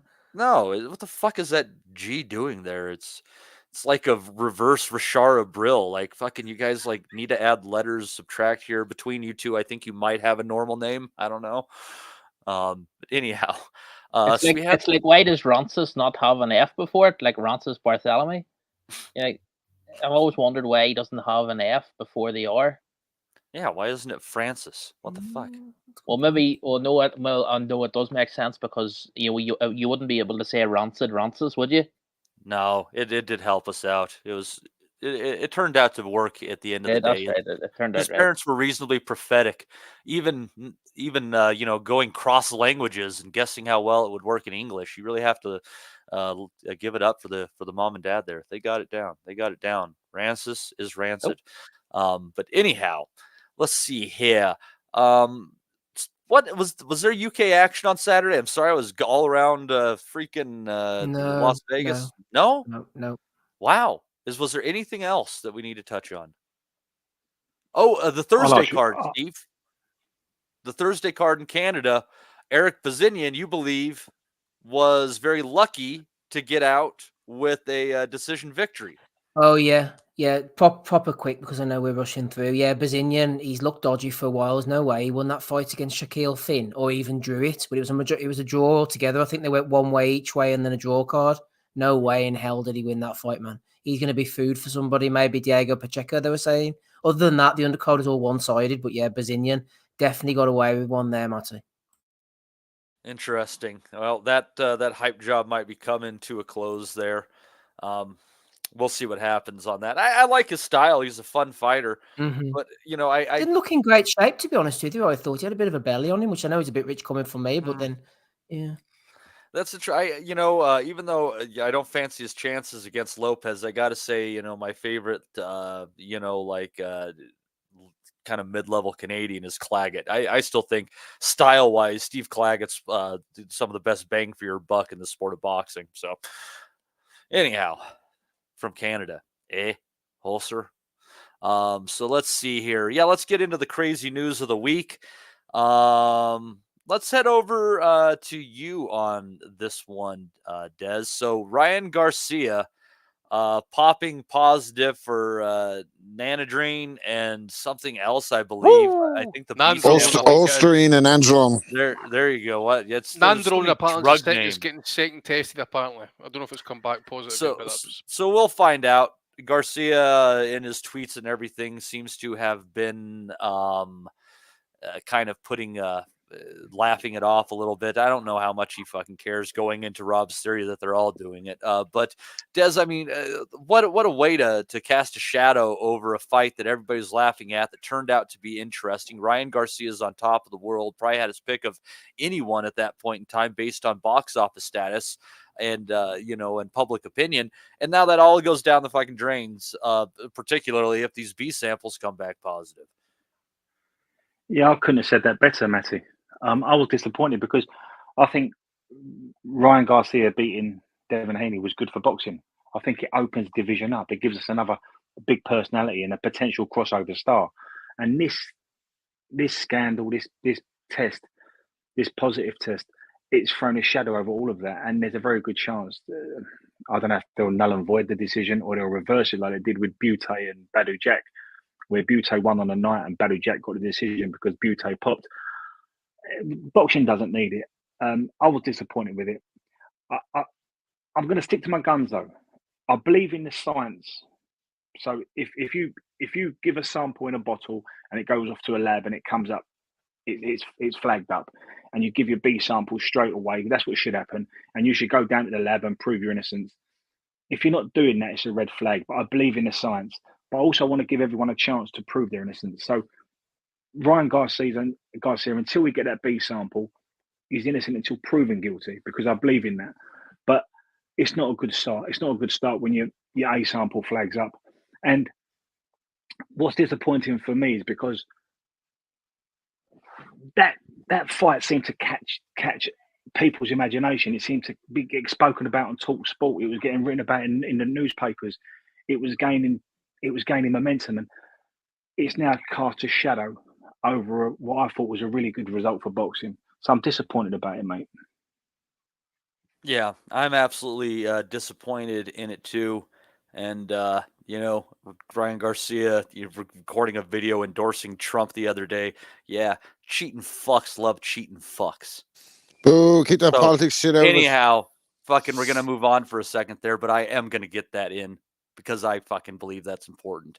Andy. But Matty, can I say, sure, can I come in sure, on it, please, sure, Matty? sure. Sorry, mate, I know you're busy, but I think taking Ryan Garcia and Devin Haney's situation to one side, picking up what Rob said, they all seem to be doing it. Now, I remember probably 25 years ago being in a changing room with a lot of track athletes, and the mentality was, if you're not doing it, you're not going to medal. And if you're not going to medal, you're going to be on minimum wage. So it wasn't a case of who was doing it, it was who wasn't doing it. And who had the best doctors, who had the best pharmaceuticalists, who had the best, who took it the right time so they can get off of it quickly enough. So if this is a case that's becoming a bit of an epidemic in boxing, let's put people's balls on the line. Let's say to the broadcaster and to the trainers and to the production team, let's say we're going to get all these results out a week before the weigh-in or 3 or 4 days before the weigh-in. So you can't cycle off it. We're gonna so if you're weighing in on the Friday afternoon, we're gonna have all these results declared by the Thursday afternoon. Let's make people accountable financially. And why don't they announce the results of drug testing at the weigh-in? Because there's too much money involved. Because there's too much money involved. There's millions and millions of pounds gone into it. So and that's why and that's why they hid the results, even though they took the test the day before. And that's why this will be fucking blown over, by the way. This will disappear. He'll get away with this. He already has his defense lined up, he's fucking exposing the pedos, the global elite, and they've come back and Vada, they've infiltrated Vada in Salt Lake City and placed something in his fucking placed Ostarine in his sample to try and take him down a peg. He's a joker. The deep state's at work, Rob. The deep state's at work. I have to fucking give a shout out to the armchair psychologists among us on the panel who predicted that this motherfucker might pop hot the day after that David Haney. You know what I mean? All of us were sitting there saying, this motherfucker's on drugs. And he was. Well, but count the costs to the point where you get to the weigh-in. And we've seen it in the last few years where promoters have known that kids popped and they said, and the conversation must have gone down, just go with it. Let everyone get paid and we'll worry about the fallout after. So 100%. It's all finance. 100%. This guy, I don't want to go out on a limb here and say Garcia is guilty as fuck here. Like, he's missed fucking weight because he's been using something that reportedly builds muscle, and he couldn't shift that fucking. This is a guy who was able to drain himself. He was able to get to 135 2 fights ago, and now he can't make 145. So within the space of a year, there's a 10-pound fucking gap in between what he can make and what he can't make. And I think he's on the gas and he don't give a fuck. And the way you have to look at it in the sport is these guys are in behind the scenes and they're privy to way more information than we are. It's a small circle. They all know each other's strength and conditioning coaches and who's doing what and this, that, and the third. And to be honest with you, this pains me to say it too, because Bud Crawford is my favorite fighter. But Bud Crawford's on the snack program with Victor Conte, and so is Devin Haney. So Devin Haney can cry about Ryan Garcia using steroids, but if you're working with Victor Conte, you're using something. Right? I'll tell you what. There are so many people on snack, and all of them are coming back clean. I haven't seen one snack fighter who hasn't. But that to me is suggesting that you're evading detection. Other than that, like the fellas are looking like monsters with 12 packs and. There's photos going around of Haney with needle marks on his abs with all of them. You can question all of them. They're all on it. Like, fellas didn't look like this years ago in the sport either. Like, you know what I mean? Nutrition can only come so far. Hold on, Rob. Like, I before the whole Ben thing blew up, I wasn't as pessimistic as you were about the extent of it in the sport. I know you've been consistent for a long time saying that, you know, and I accepted that maybe there was as much as a third maybe of active fighters doing it, but now I accept since the last couple of years that it's at least half of all fighters doing it. But I do think there are about maybe a third of fighters who are clean, who wouldn't cheat. Yeah, and they're fighting in leisure centres. Yeah, well, I mean, I he's think right, isn't he? They're the bottom of the barrel, aren't they? He's right. What he's saying. And we congratulate them on their area title victory. Matty, sorry, Dom. Go ahead. Go ahead. Mate. You sure? I just wanted to make that point that there's two ways to solve this. Networks, so all these exclusive promotional deals, you're hand in glove with a promoter, and it's never been good for boxing. If you had a host of promoters on your network and you farmed it out, subbed it out, if you could say to a promoter, you know, if one of your kids pops on one of our shows and we lose 2.5, 3 million quid production costs and training costs and all setup costs, we're not going to work with you no more. You're now putting the emphasis on the promoter who put the emphasis on the fighter. So you hand that obligation down. You put the pressure on everyone. And the last thing I would say, if you want to really knock this on the head, you get the board involved. You say anyone who's licensed in that camp, the trainer, the conditioner, the second, you're going to be banned with the fighter. So none of you will be able to take kids up. None of you will be able to train in a gym. None of you will be able to work. Now all of a sudden you're going to make people accountable. At the moment, what we've got is, well, if you've been found guilty, we might give you a 6-month ban or a 12-month ban, which really, in essence, you've just lost one fight and your career moves on. Yeah, especially in this climate. Like Ryan Garcia gets a 6-month ban. What's it going to do for him? He's not fighting for another 6 months anyway. Financially. It means nothing to him financially. I just like to say it this way, like, right, I don't want to fucking hog too much time on this because we cover this over and over and over you're on the fine. pod over Everyone the years. else was here an hour early. You got time to But the bastards. To say it like this, like, look at the biggest stars in boxing over the last 10 to 15 years. You have Tyson Fury, popped for nandrolone, went on a mental health, got fat, blah, blah, blah, retired, all forgotten about. Nobody gives a shit about it. The farmer came out and said, I never gave this motherfucker wild boar. I don't know what the fuck he's talking about. That defense didn't stand up. What? How do you get wild boar from a farmer? That's just a pig if it's with a farmer. Exactly. Wild boar excuse, nandrolone produced naturally in the body, no case to answer. The real truth is they sued UKAD and they didn't have the fucking resources to fight it. Conor Benn, Canelo, they've all kind of had some kind of fucking scandal attached to them. Ryan Garcia, the biggest box office draw on the sport, he's going to serve a ban. You're looking at the other guys now, like the Bud Crawford, who's fucking gone up 3 weight divisions and is talking about going up to fucking 68 to fight Canelo. Like, come on, like, I love Bud and all, but fucking give me a break, man. Like, these fellas can only get so big, you know what I mean? Without the fucking. So you've got all these guys working with Victor Conte. Hold on. So why can Roy Jones move up 25 pounds and get a W? And Crawford, Roy Jones was jacked, man. Roy Jones worked with strength and Roy was working with a well-known Mackie Shieldstone. Roy was working with a well-known ex-Soviet strength and conditioning coach. Was it Remy Coltremi? I think his name was. I think it was Mackie Shieldstone for the Ruiz fight, but. Regardless, Roy looked like shit when he went back down. 25 pounds. He wasn't jumping up and down weight divisions and still looking the same like these fellas are doing today. And I'm not fucking absolving Roy Jones just because I love him either. I'm sure that there was fucking something to that. Like, but that's even, well, if you're taking it back even further, everyone that's involved in the sport, the best fighters that we're talking about, you look at when WBC first introduced the clean boxing program. There was 3 fighters who never popped for anything, but weren't voluntarily enrolled at the time. It was Anthony Joshua, Vasily Lomachenko, and Earl Spence, right? Who people have obviously had fucking massive suspicions about as well over the years. Manny Pacquiao, massive suspicion. Floyd Mayweather, therapeutic use exemptions. So it's about time that we started to fucking wake up and stop being so fucking naive, like fucking loyal wives that the husbands keep cheating on, and we just keep taking them back. You know what I mean? It's time we fucking, as boxing fans, we stood up and fucking acknowledged that this is a real problem in the sport. Everybody's on it. Everybody's on it, and on a serious note, the sad part about it is many boxing pundits, ex-fighters, trainers, coaches, analysts, you name it, said Devin Haney's never going to be the same after the beating he got there a couple of weeks ago. And if he got that beaten because Ryan Garcia was on the gas, that's fucking sad, man. Like, what if he come out with a brain bleed or something? And I'm sure that's happened, and it's all been brushed under the rug before as well. Like, it's rotten, isn't it? Like, it just really ruins. So Haney knew beforehand going into the fight. Is that right? Yeah. What's that? Haney knew going into the fight. He'd been informed of that. Garcia. I'm not sure. I think it was the next day, wasn't it? Right, I think it was the next day or something. I think the VADA results were after the fight. Fair enough. I think they knew a day after the fight or right? something, but they didn't release the info until 2 weeks later or something like that. And we're talking about top end here, you know, elite athletes. Listen, we're seeing at domestic level kids going on the missing list for 12, 18 months, doing silent bans. You know, this is right from top to bottom.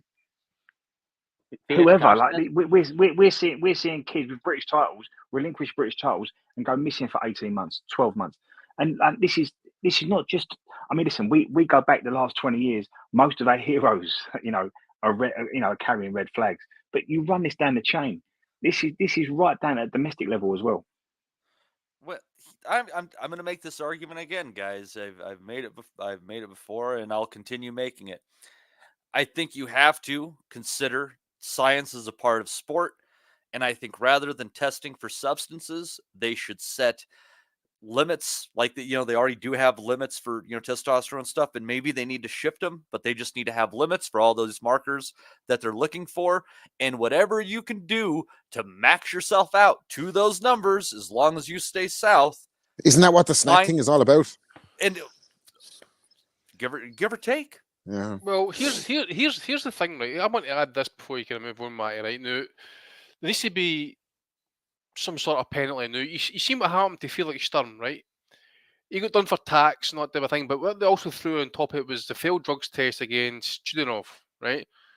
Because apparently Sturm, according to the legal experts, said he was in breach of contract because he had entered into a fight with someone who had signed a contract and hadn't known the person was on drugs. Anyway, that's a German law.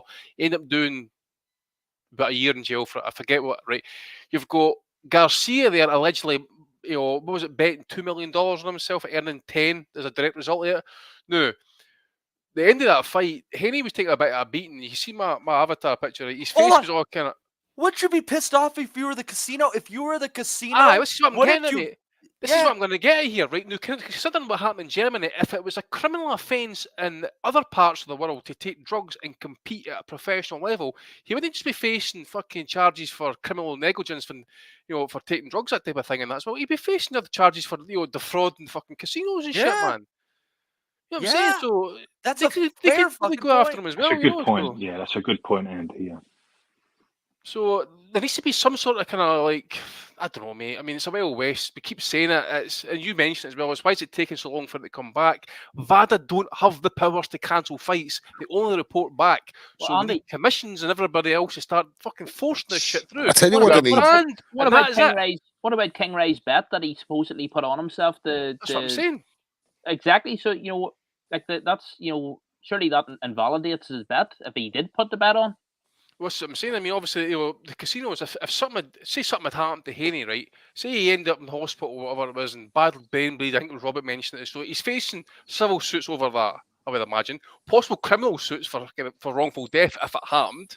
And we're mentioning a £10 million fraudulent betting himself jacked up on fucking juice. People were looking at Haney immediately after the fight last week, and his jaw looked very swollen. People were speculating that he had broken his jaw. Robert will win an eye. So if he could, it's not beyond the realms of.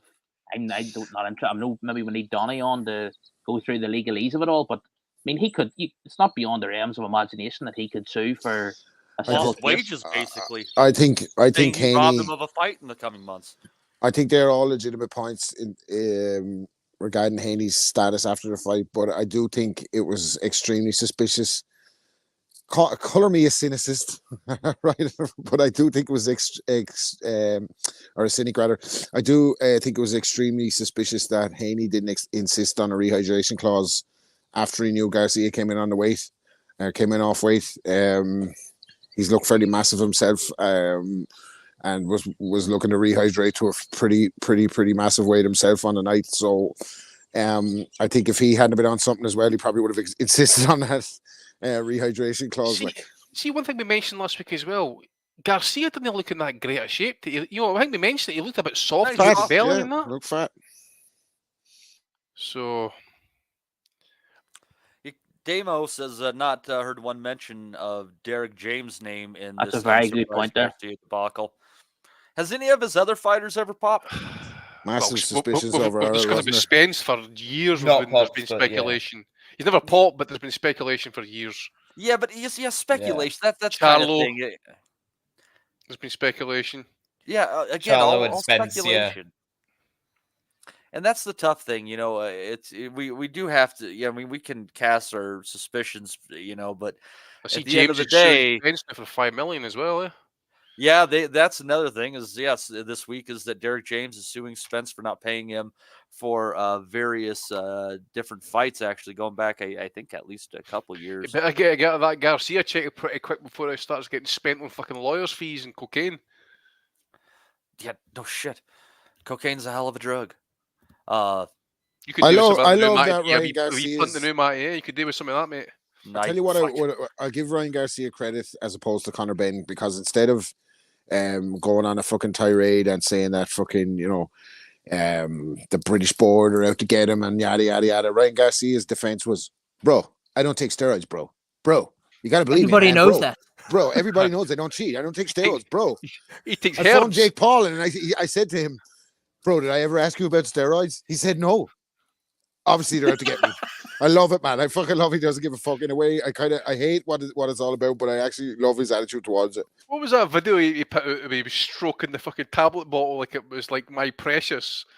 What the fuck was all that? I think it was some kind of fucking I don't know, ayahuasca or something like that. Ayahuasca or something plant, but they came out and said, no, there's no Austrian in this, you fucking dickhead. Don't be trying to pull us into this shit. Like, no wonder, man. They can end up getting their fucking company nosedive when the Anthony Fowler be out.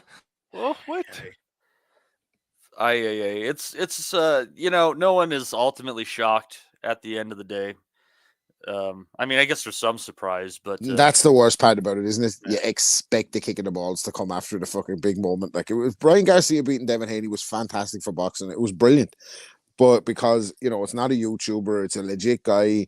He has the look, he has the attraction, he has the wide rip crossover appeal, he can make big fights. Bah, he's a drug chief. We kind of expected it, didn't we? Like, I would actually respect him if he came out and admitted it. Yeah, I fucking did it because this fight was life and death for me, and I fucked him up and I made $10 million in the back. He needs to do exoneration t-shirts like Baumgartner, man. If he's all about doing the right thing and exposing the dirty people behind shit, why not fucking come out about the dirty shit that's making all this happen? Obviously, he knows how it's working and how it's at play. So, Ryan, if you're all about exposing dirty shit, if that's your fucking game, Mr. Humanitarian, only I love the children, why don't you at least fucking step up to the plate on this one? If you can't, and how dare you cast anything at anybody if you're not willing to clean up the room around you, motherfucker, you trash piece of shit. And the thing is as well, that even if he did admit that he took performance enhancing drugs, got his suspension, whatever, he could come back and come straight back into a big fight. Look at Jarrell Miller, took a suspension, back in a big fight. Two big paydays on Saudi cards, Saudi money. He's probably earning millions of dollars for those fights. Ryan Garcia, he was like the face of boxing after beating Haney. He takes a suspension now for a year, a year, 2 years. He comes back, he will be earning millions of dollars. Like, it won't affect him. So, like, I don't. This is the other thing as well. Garcia allegedly got fined $1.5 million, right? He then apparently put $2 million on himself. So I don't know what his purse was, and I don't know if that $2 million was just cash on the hip or whatever, if he was actually betting out his own purse. But to then earn $10 million on the back yet, it's been a pretty hefty day for him as well. At the same time, but just come out Uncle Chill style and say, "Yeah, I fucking done it, bro." If I had bet $2 million on myself, I'd be showing everyone the slip. I would be keeping the slip. But I don't know. It's who He knows should what. admit it, because he's almost begging like that supplement company to sue him for that. This fucking guy, shit. this guy divorced the girl a day after she had a baby from him. I was starting to think he might be a little bit unscrupulous. Isn't that interesting? No, you're right. You're absolutely right, Rob. We're holding these guys in too high a standard. They're never going to come out and admit to their wrongdoings. They're never going to look in the mirror and say what I did wrong. Ryan Garcia will sit back and say, I'm doing it because they're doing it. He'll make himself right. And in this whole process, Ryan Garcia will make himself the victim in this. So, no, he's never going to come out and say, no, well, I've done wrong. Sorry, guys, will you forgive me? He's just not how they're wired up.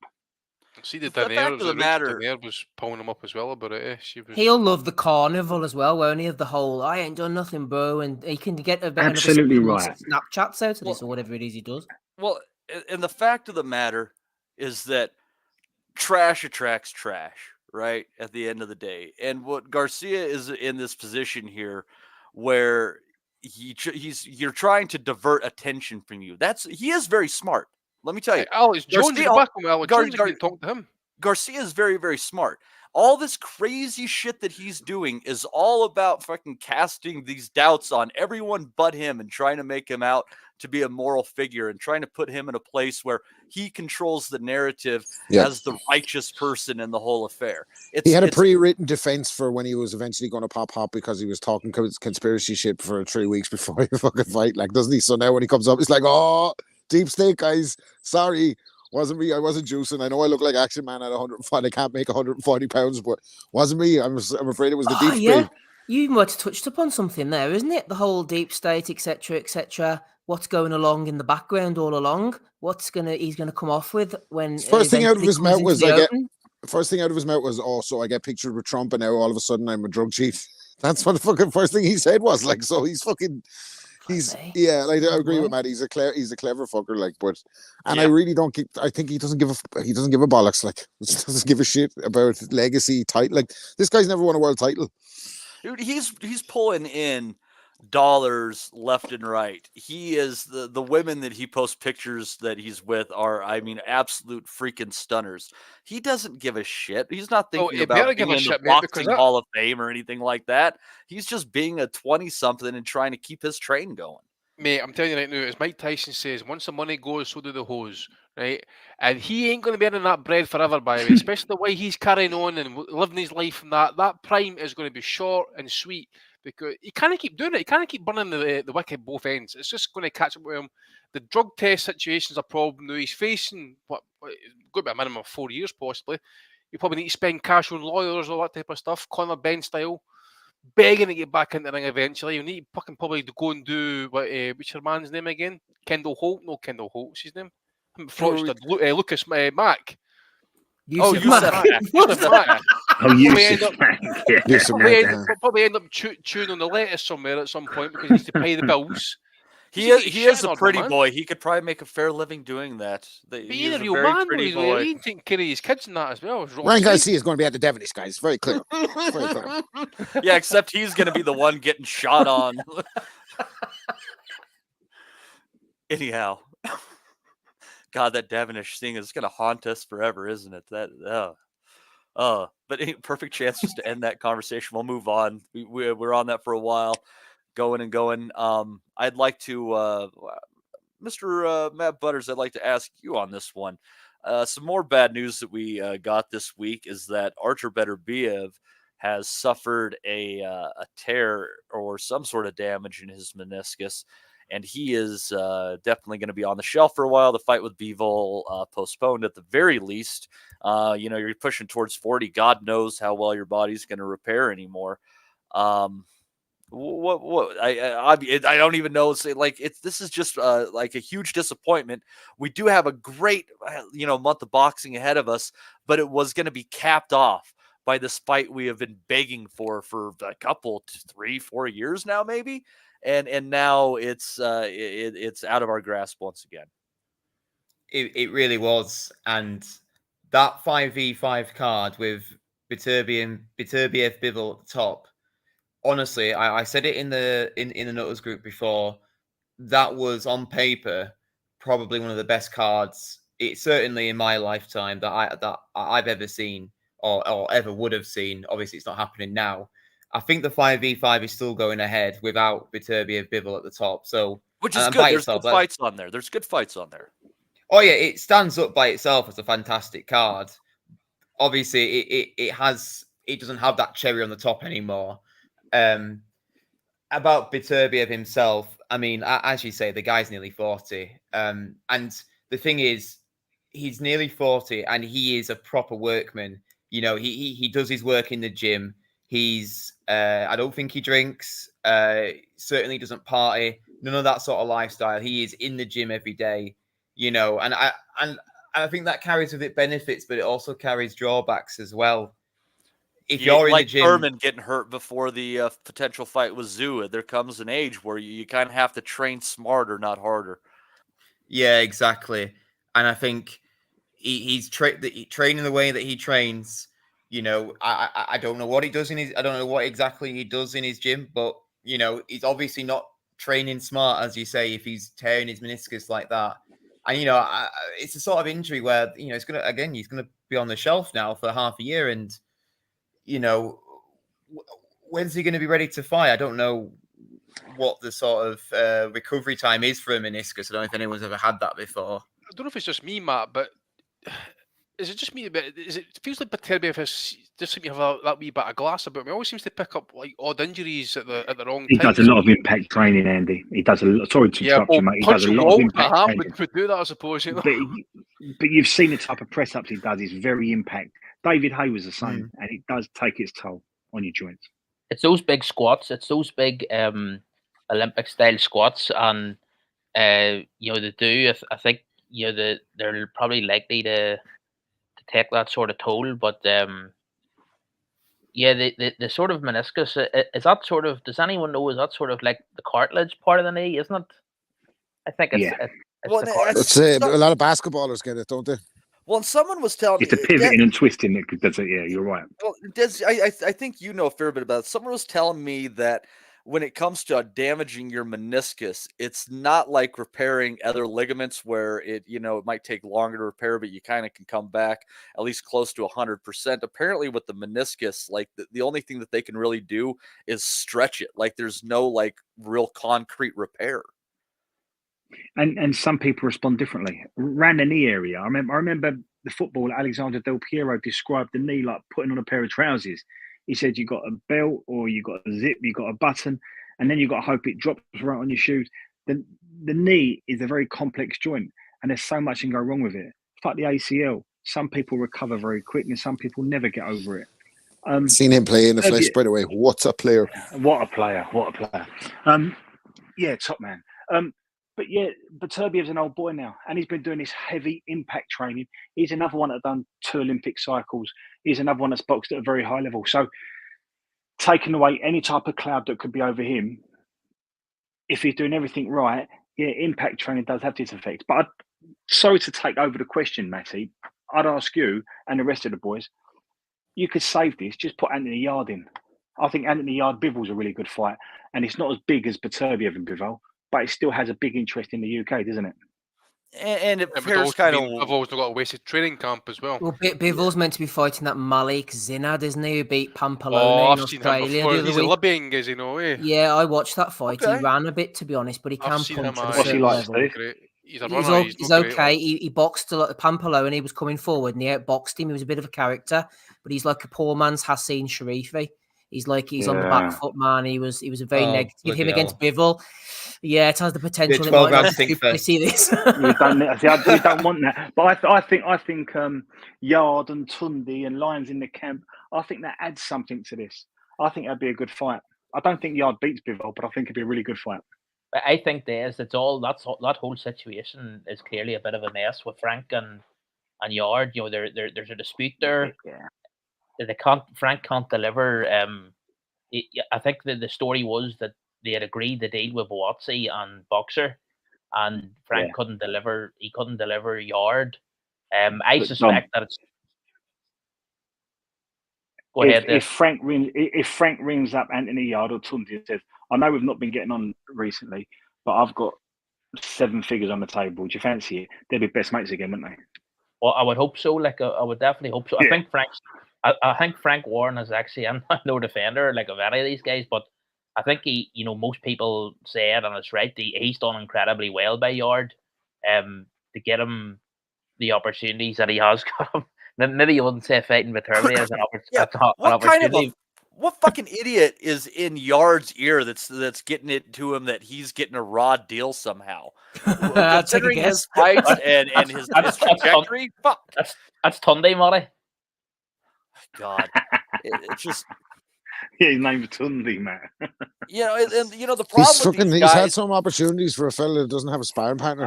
And the fact of the matter is they're harming these guys because it's not like there's something better around the corner. They're getting this shit in their ear, maybe thinking they're helping them out, but all they're doing is keeping them from getting paid. I mean, they're fucking financially harming these people. But anyhow, it's just this is a very odd situation, but we've been through it before. The 5-on-5 continues and everything. I guess my question for you to wrap this up, let's go to you with this one. I just feel that when you're talking, as Des said, the meniscus, it has to do with your ability to pivot and things like that. And the one place that we all knew that Bivol obviously had a clear advantage was going to be in the footwork category. And in what a fight was basically 50-50 with the books, I'm looking at this and I'm saying Bivol is going to have an even greater advantage in the foot game. I don't see this as an even fight anymore. What do you think, Rob? Yeah, I kind of subscribe to that. Like, I think Beterbiev is a monster. I think he's probably on the gas as well. Not going to beat around the bush. This is how we're going to address all fighters in the future. Gas or no gas. I think Beterbiev is probably. I think there's suspicions about him, regardless of how hard he trains. I think didn't he pop for something recently as well? There was an atypical finding or something like that. But aside from all that, I think Bivol has always had the best chance of beating Beterbiev. I think he's such a monster. He comes forward with such fucking precision. It's not just Beterbiev as a come forward fighter and a mauler and that. Like, it's how good his feet are as well. And the positions he's able to put guys in before he attacks him. It's almost like he stalks his prey a lot of the time. The way he cuts off distance, the way he fucking puts people constantly under pressure, the way if you're fighting against Beterbiev, you're constantly expending energy because he's putting you where he wants to put you.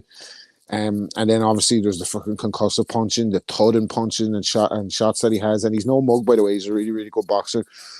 But I think technically Bivol has everything in the armory to beat him. And I think with Bivol, if the motivation is not there, sometimes you might see a fucking bit of a snooze fest performance. Like, it was dead taxes and Bivol by decision there for a long time. Like, I don't think he puts exclamation points on fighters. I think we spoke about this before. I think one of the nights Des was on, we had a chat about this being the Eastern European style of just doing enough to get the decision. Well, I think when was the last time Bivol stopped anyone, Rob? Actually, sorry, just on that point. I don't think I remember he fucking 100 rounds ago, wasn't it? Oh, definitely. I think the 12 going back 4 years of that. Barrera, but that was like frig me. Let's have a look. I remember he fucking iced somebody with a Trent Broad something. That was the one. Barrera, you're right. It was Barrera in 2018, so over 6 years ago. So at that time on the pod, we were like very high on him, and he was fucking. And then there was fights where he was so far ahead in the fights that he could have just stepped on the gas and took the guy out, and he didn't. There's like Joe Smith's decisions. His fight against Joe Smith was so bad that I forgot it even happened and suggested it as a future fight for Bivol one time on the pod. I was like, 108 rounds, Robbie's gone. I was like, I think he should fight Joe Smith next. And then I was like, didn't he beat Joe Smith by decision? And I just fucking remembered it because it was that much of a stinker. But I think he has everything in his locker to unpick the lock of a puncher. And I think he probably can pick Beterbiev's pocket, but it's a big ask. It's a big ask to go through 12 rounds with Beterbiev, regardless of his fitness level or his knee or whatever, and ask him to not put fucking hands on you and get a stage where he hurts you. So I think Bivol is extremely tough, extremely clever. I think in his Canelo fight, Canelo's tactic, which we saw a lot last night against Munguia, is punch the arms so they can't raise their arms. And he was wide to that. I think he'd be wide to a lot of Beterbiev's tactics, and I think he would just make a decision. Yeah, I think he would. I'd favour him ever so slightly in that fight. Yeah, and we'll see where those odds end up moving to. Like I said, it was basically an even fight with the books. I think it was basically they're even on the number, just the house plus the vig. So, yeah, hopefully they do get it rescheduled. The 5-on-5 goes forward. There's still a lot to be excited for, but like that was like the real icing on this cake of the next 30 days of boxing, unfortunately. But we're not going to go quite in chronological order. I'm just going to kind of scroll on through the box rec and work our way back to something that's going to be happening here in just honestly a handful of hours at the end of the day. We're going to have a Pro Box card on Wednesday. Of course, we love these. Going to have an undefeated fighter 6-round fight between Robert Merriweather III and Victor Manuel Lopez Gaia. That'd be with the L. I think I actually pronounce it L. And then Senvatar Erdenabot. I always hate that name. Taking on Alberto Mercado, or what's left of him. And Andy, correct me if I'm wrong. I think that the Mongolian there was the reported spy that was in Garcia's camp that hurt him to the body and led Tank to that victory, or so the rumors go. That Erdenbot. Yeah. I can't remind me. I didn't really follow that camp very, very closely, to be fair. But Mercado, remind me again. He's the one who's. He's been on a bit of a bad streak lately. Let's see here. His best win. Man, I don't know what his best. That's the one with Robbie Davis. I mean, get me. It's another one. Robbie Davis. Was his last fight the knee injury or the ankle injury or didn't whatever? he fight Foley, Darren Foley, at one point? Was it, or somebody else? Can't remember.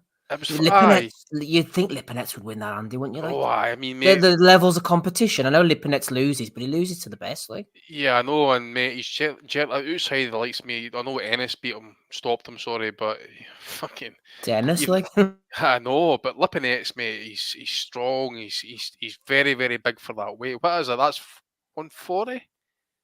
I won't be 140. But Davis, I'm sure, done his ankle or his knee in his last fight. Remember, it was hanging about like it was something. It was his ankle against Dara Foley. Remember, he done his ankle. He got dropped and he went earning the ankle and it started flopping about. Yep. So he's got another opportunity. It's a big opportunity for him as well, I suppose. But Lipinets should be too strong for him, I think, at this point. Because I think we're all saying that after Davis's last fight and that as well, he wouldn't want to go out like that, obviously. But at the same time, I think there were some question marks about him, continuing basically because he has had a bit of a hard career himself, to be fair, and been dropped a couple of times and that. So, who else you got in that card? And Fernelli Felez Jr., who's undefeated, taking on once defeated Cesar Navarro. So another good card there from Pro Box. Yeah. I think it's interesting, obviously. Yeah, I'll probably catch up on that one, but possibly, Yeah, absolutely. Got the Red Owl Boxing. Who knows? These usually tend to pop up on DAZN. I think this might look like one of those TCL. Yep. It's the 1-round fights going on at Red Owl. I don't know if that's on DAZN. Apparently, those are very interesting. Glenn Feldman was saying that he likes judging those fights in the air kick. So that was interesting. Let's see here. On Friday, going to have a returning Marlon Tapales in the Philippines. I think that's just getting himself back on stable ground, taking on Natapon Jankao. And also on that card, Raymart Gabayo is going to be on there against Kenbun Torres. Can't say that I've ever seen anything of Torres.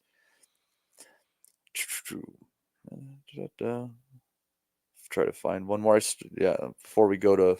want to try to get all this out of the way before we go to what's happening here on Monday, because that's the one we really want to talk about, right? That's the one we really want to talk about.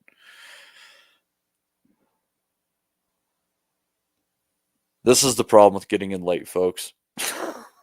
Let's see here. We're going to have a card on Saturday. Erica Cruz Hernandez, who put in a great performance against Amanda Serrano, taking on Nazarena Romero. Also, Rocky Hernandez coming back on that one against Daniel Lugo. I believe Lugo's a bit of a puncher there. Let's see here. Yeah, 18 knockouts in his 27 victories. So who knows about Hernandez? And also Lugo, Steve, this is where I remember his name from. He fought a few months ago Mauricio Lara to a draw. That's where I remember him from. Oh, yes, that's right. Yeah. Hernandez, wasn't he the guy who fought Foster? Yeah, got stopped in the last. Yeah, Hey, that should be decent, actually.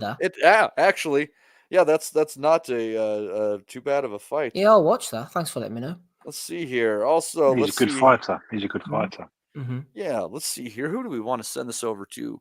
Dom, let's go with you on this one. We're gonna have Dom's gone. Oh, he did. He's had Son enough. of a bitch. Let's see here. Well, let's go to who else do we still? Matt Butters. Let's go to Matt on this one. We're gonna have a BT Sport card that's going on. Yeah, let's see here what we got. Archie Sharp finally coming back. I don't know how long it's been since he's been in the ring. Royston Barney Smith. When did he last fight? God knows. Let's see here. Archie Sharp, his last fight. Shakur Stevenson's retired since Archie Sharp's last fight. No, not that bad. Archie Sharp fought in December. Joking Archie Sharp. Yeah, he's been staying active just against. He's fighting Tom Bob Anderson, though, mate. TBA, I love it. Tom Bob Anderson. TBA, the greatest of all time. Yeah, I'm gonna have Royston Barney Smith on there against Jonatas Rodrigo Gomez de Oliveira. It's a lot of syllables. It's a lot of names. Aranzo Berardi against Milan Volkovs. I don't know how that ended up in the UK. Ryan Garner against Liam Dillon. Francesco Grandelli against Nathaniel Collins. And Denzel Bentley against Danny Dignam. Mr. Butters, your thoughts on this fight, my friend? These fights. It's classic Frank Fair, really, isn't it? You've got one of those is going to be a good fight, I think, right? It just sounds like amidst those, something's going to pop. Yeah, Bentley will probably stop Dignam, I imagine. Dignam was good to a level, but I think Bentley's probably past that level quite a bit. When did he last fight Dignam? Oh, he actually fought last year. I thought his last fight was when he fought Alan Canelo, but actually no, he has fought a couple of times. But yeah, I've actually always rated Bentley quite a bit. So he had that fight against Alan Canelo, really showed some balls that night and really hung in there against, what we would probably call the best middleweight right now. So yeah, I think Bentley probably does the job against Dignam. Nathaniel Collins, I've seen Nathaniel Collins fight last time out on the Magnificent Seven card. Like the look of him a lot. I think he probably does the job against this Grandelli. I'm just quickly looking down his cards. No, really worth talking about. Probably beats him. Maybe stops him, but I'll go on points. Ryan Garner against Liam Dillon. I think if you're looking for one fight that might steal the show, that this is probably it. I've seen both these guys before. Both decent fighters. Both will be coming to win. Oh gosh, sorry, I'm just looking down everyone's box recs quickly just to remind myself what fights are in. Oh yes, that's it. Yeah, Dillon was the one who fought Bellotti last time out. That was a really good fight.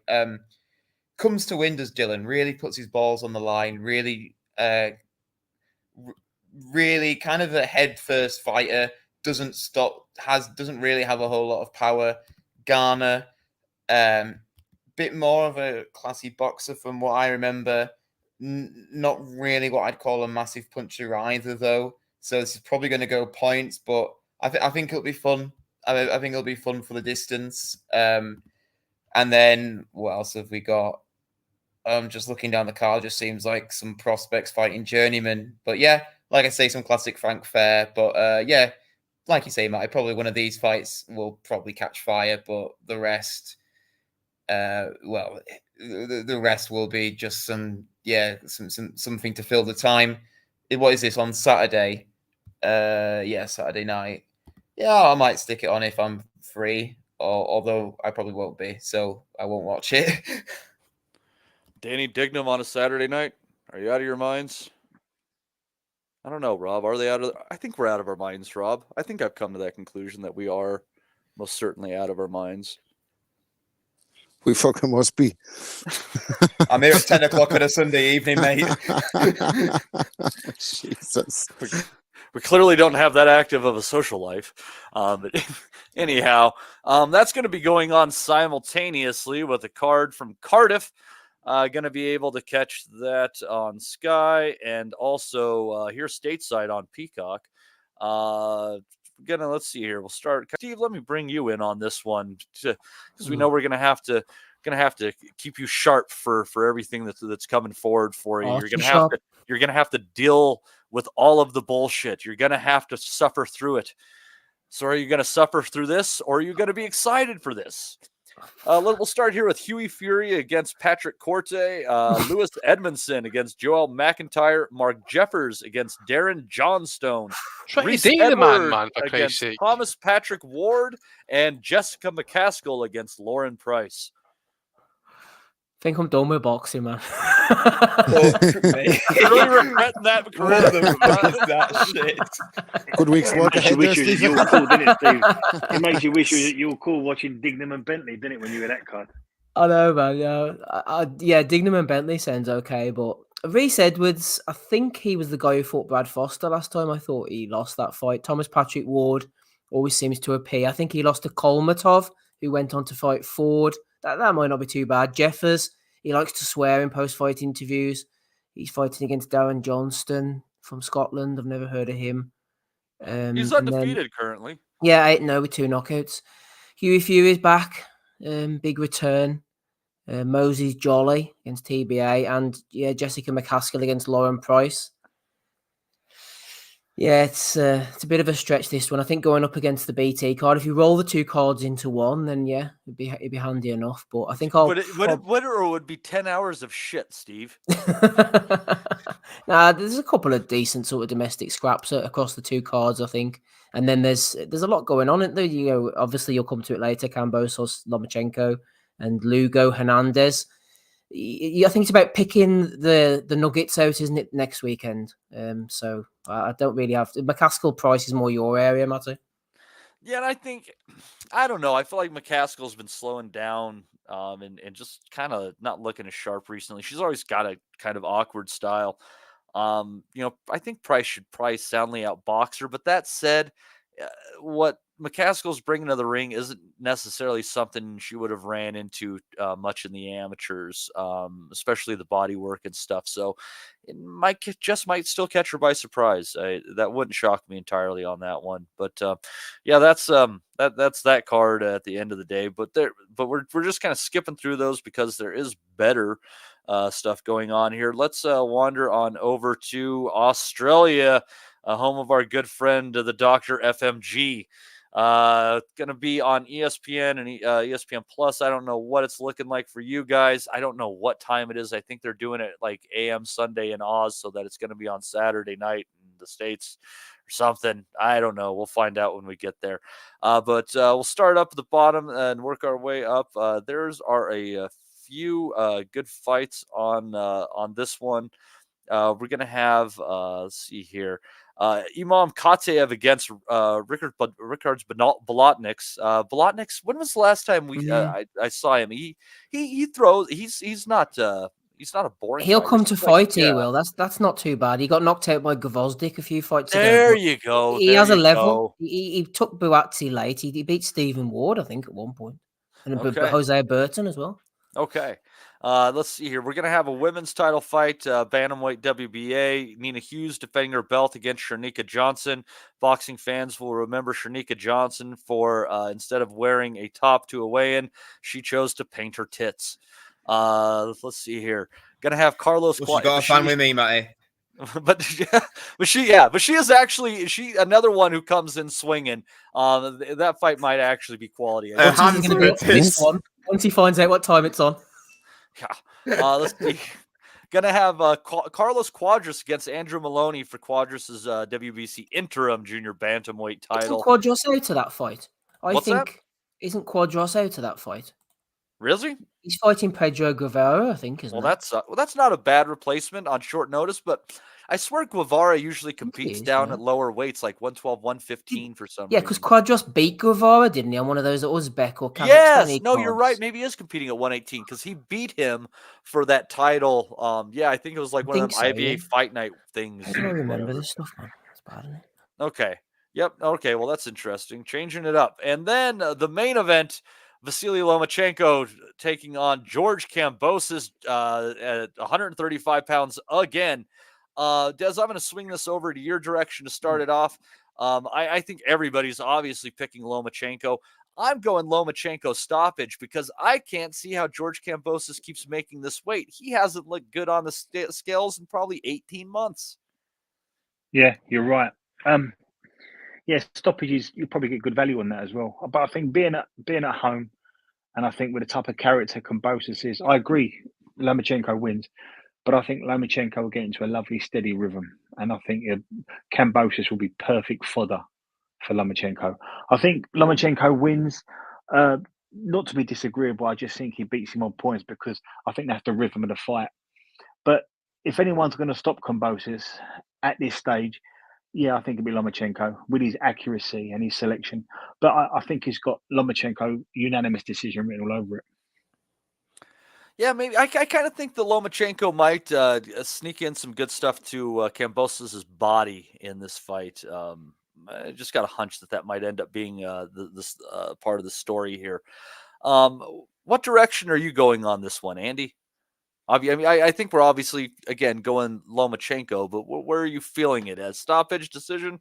Yeah, I'll probably go with Desi's thoughts, mate. I think I'll probably go with the Lomachenko decision. I know it probably also comes down to how Kambosos looks at the weight as well. I mean, he's looked like death warmed up at sometimes on those scales. Looks very, very frail, actually. So depending on how he rehydrates, which I don't think will have much of an issue. I just think Lomachenko will just move around about him. I know he's up in age, and probably another one as well, actually past his peak, a wee bit like Canelo, but he's still just that level above. Probably still got the foot movements, probably still got the skills, the hand speed, and that to a point. That's just going to be too much for Kambosos. But if he's going to stop him, it's going to have to be a body assault over the period of the fight. Maybe get a late stoppage that way. Other than that, I think the points decision is probably the safe one, I think, as well, because another one who hasn't had a knockout win. It's a Japanese kid, Andy. Yeah. Aye, well, that was a beatdown, isn't it? That was a beatdown. Yeah. Other than that, probably Crawler. It was a beatdown. Yeah, and then before that was Crawler. Yeah, you're right. So. Yeah, I don't know. On this one, Comey should have stopped him, shouldn't he? Really? Yeah. But on this one, Steve, I just kind of feel like you're looking at like the way that Maxie Hughes was just walking Kambosos into those left hands and stuff like that. And he's such a sharper and harder puncher than Maxie, who I have a lot of time for, a lot of respect for that guy. But I just get the feeling that that Lomachenko, it with that little bit of extra pop he has and the unbelievable accuracy. I mean, as long as he hasn't slipped incredibly, I feel the stoppage, Steve. Yeah. I think, first of all, Maxie Hughes beat Kambosos. I agree with that. I think that Johnny makes a point. Prime Loma would get a KO, but that guy is gone, sadly.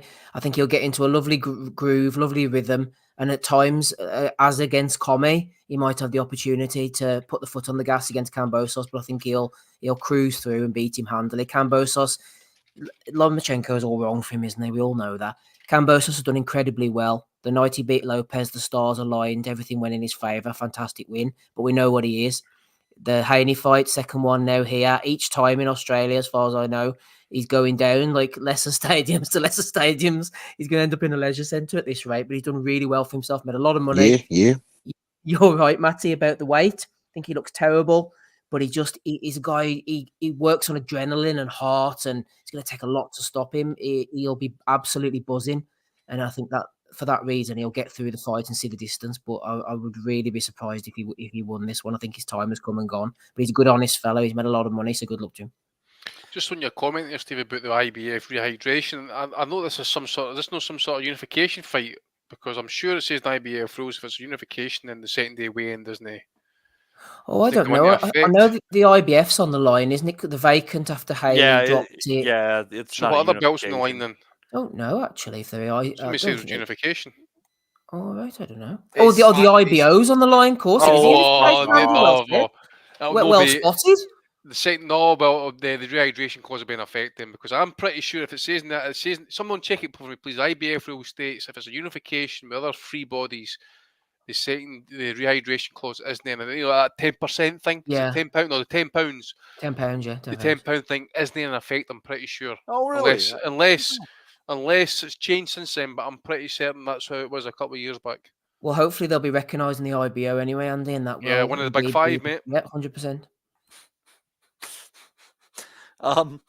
I don't know, Mr. Rob Kelly. I don't know. Like again, I think that at 135 pounds, an old Lomachenko is going to be fresher than George Kambosos, who just can't seem to grasp the concept that there are other weight classes in boxing and he can move to them. Yeah, but I don't think he'd be as effective. I think he'd be shark food if he went up to 140 or further on. I think Kambosos is a guy with extreme self-belief and a good level of ability, and that self-belief has driven him to a place where he's probably overachieved in the sport based off his ability. The night he beat T.O., as Steve referenced, like the world was his oyster, and he beat T.O. well, by the way. Now, whether that's to do with T.O. ditching Kamachi, mental demons, looking at taking his eye off the ball, whatever it may be. Getting punched by a 350-pound world champion strongman right in the chest cavity. Me hole. Like, you know what I mean? Like, I think Kambosos fucking was the better man on the night. I think Haney was the better man on the night. Both times he fought Kambosos and actually beat him quite easily off the stick. So with that said, when you see what the way Lomachenko handled Haney, should have had the decision. Like, it was a fucking criminal, that one. Like, no matter what way you slice and dice it, you can't give Devin Haney 7 rounds in that fight. Although he does come out of it with a lot of credit because he put it up to Lomachenko and he had moments of success. I think this is going to look like a fucking cartoon. Like, I just think Lomachenko is just going to be getting around the sides all night. I agree with Maddie saying I think he could do some damage to the body. I wouldn't rule out a stoppage via body shot.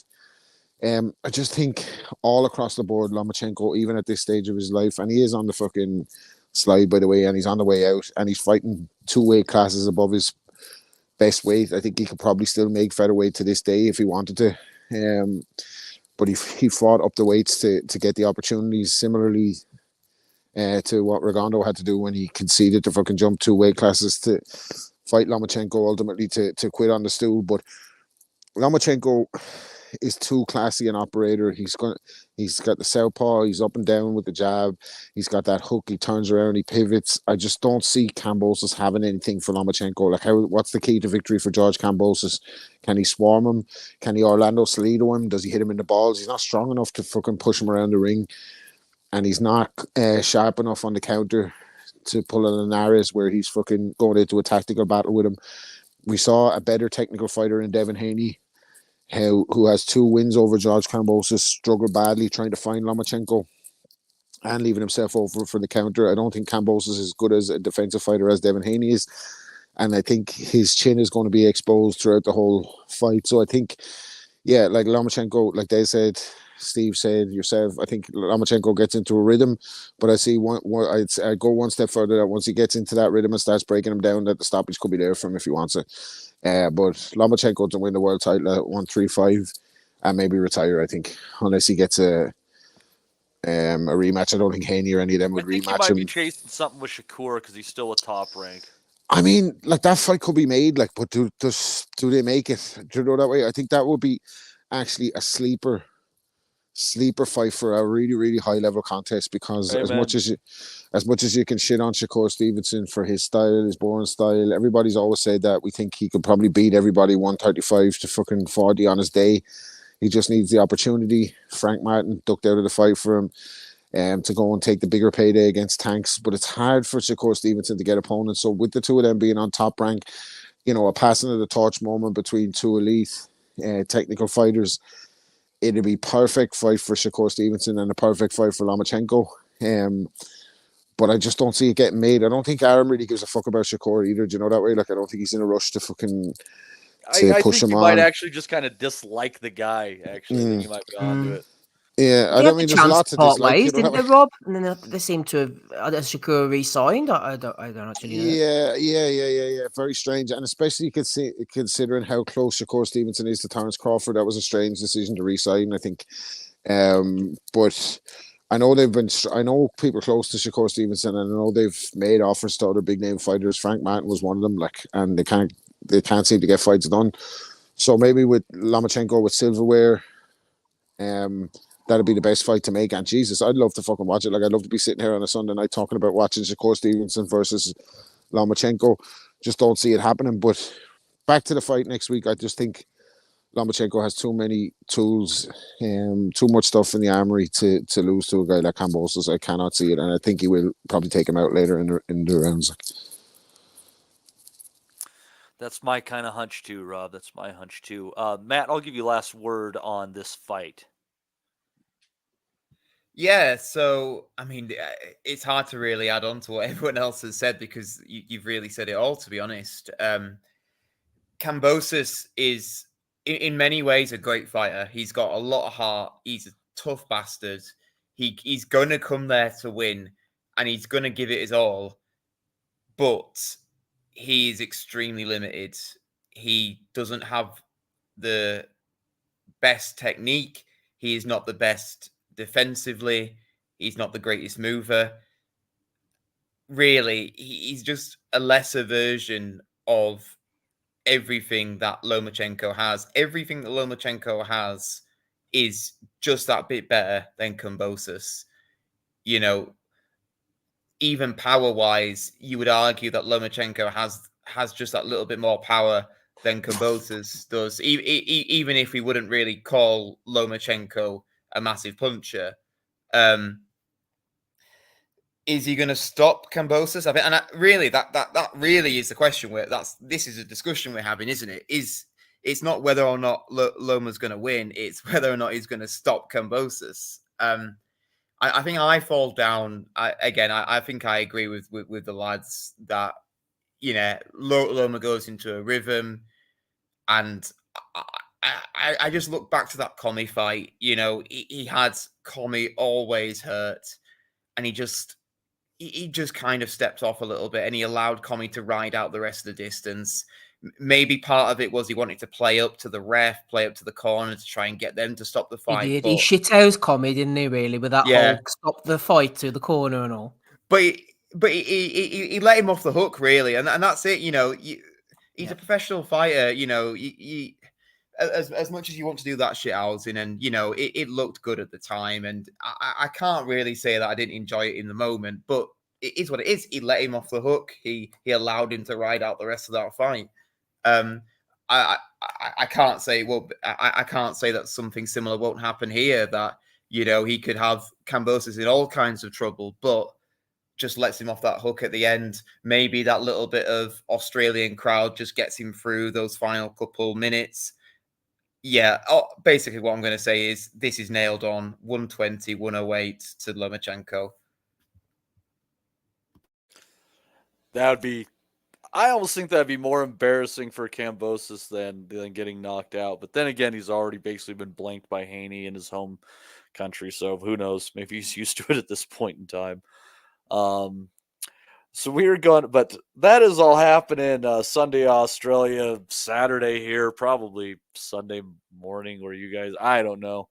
It's very, very complex. Tuesday where we are. Time zones. But I do know for a fact that in around 12 hours time, there's going to be a card from Japan. And I'm pretty impressed with this one because there are 4 title fights on this card. One of them is not TJ Doheny versus Brill Bayogos, but Doheny staying busy. Good to see that. Going to have Seigo Yuri Akui against Taku Kuwahara for that WBA flyweight title that they stole off of Dalakayan and gifted to Akui. Going to have Jason Maloney defending his bantamweight title against Yoshiki Takai.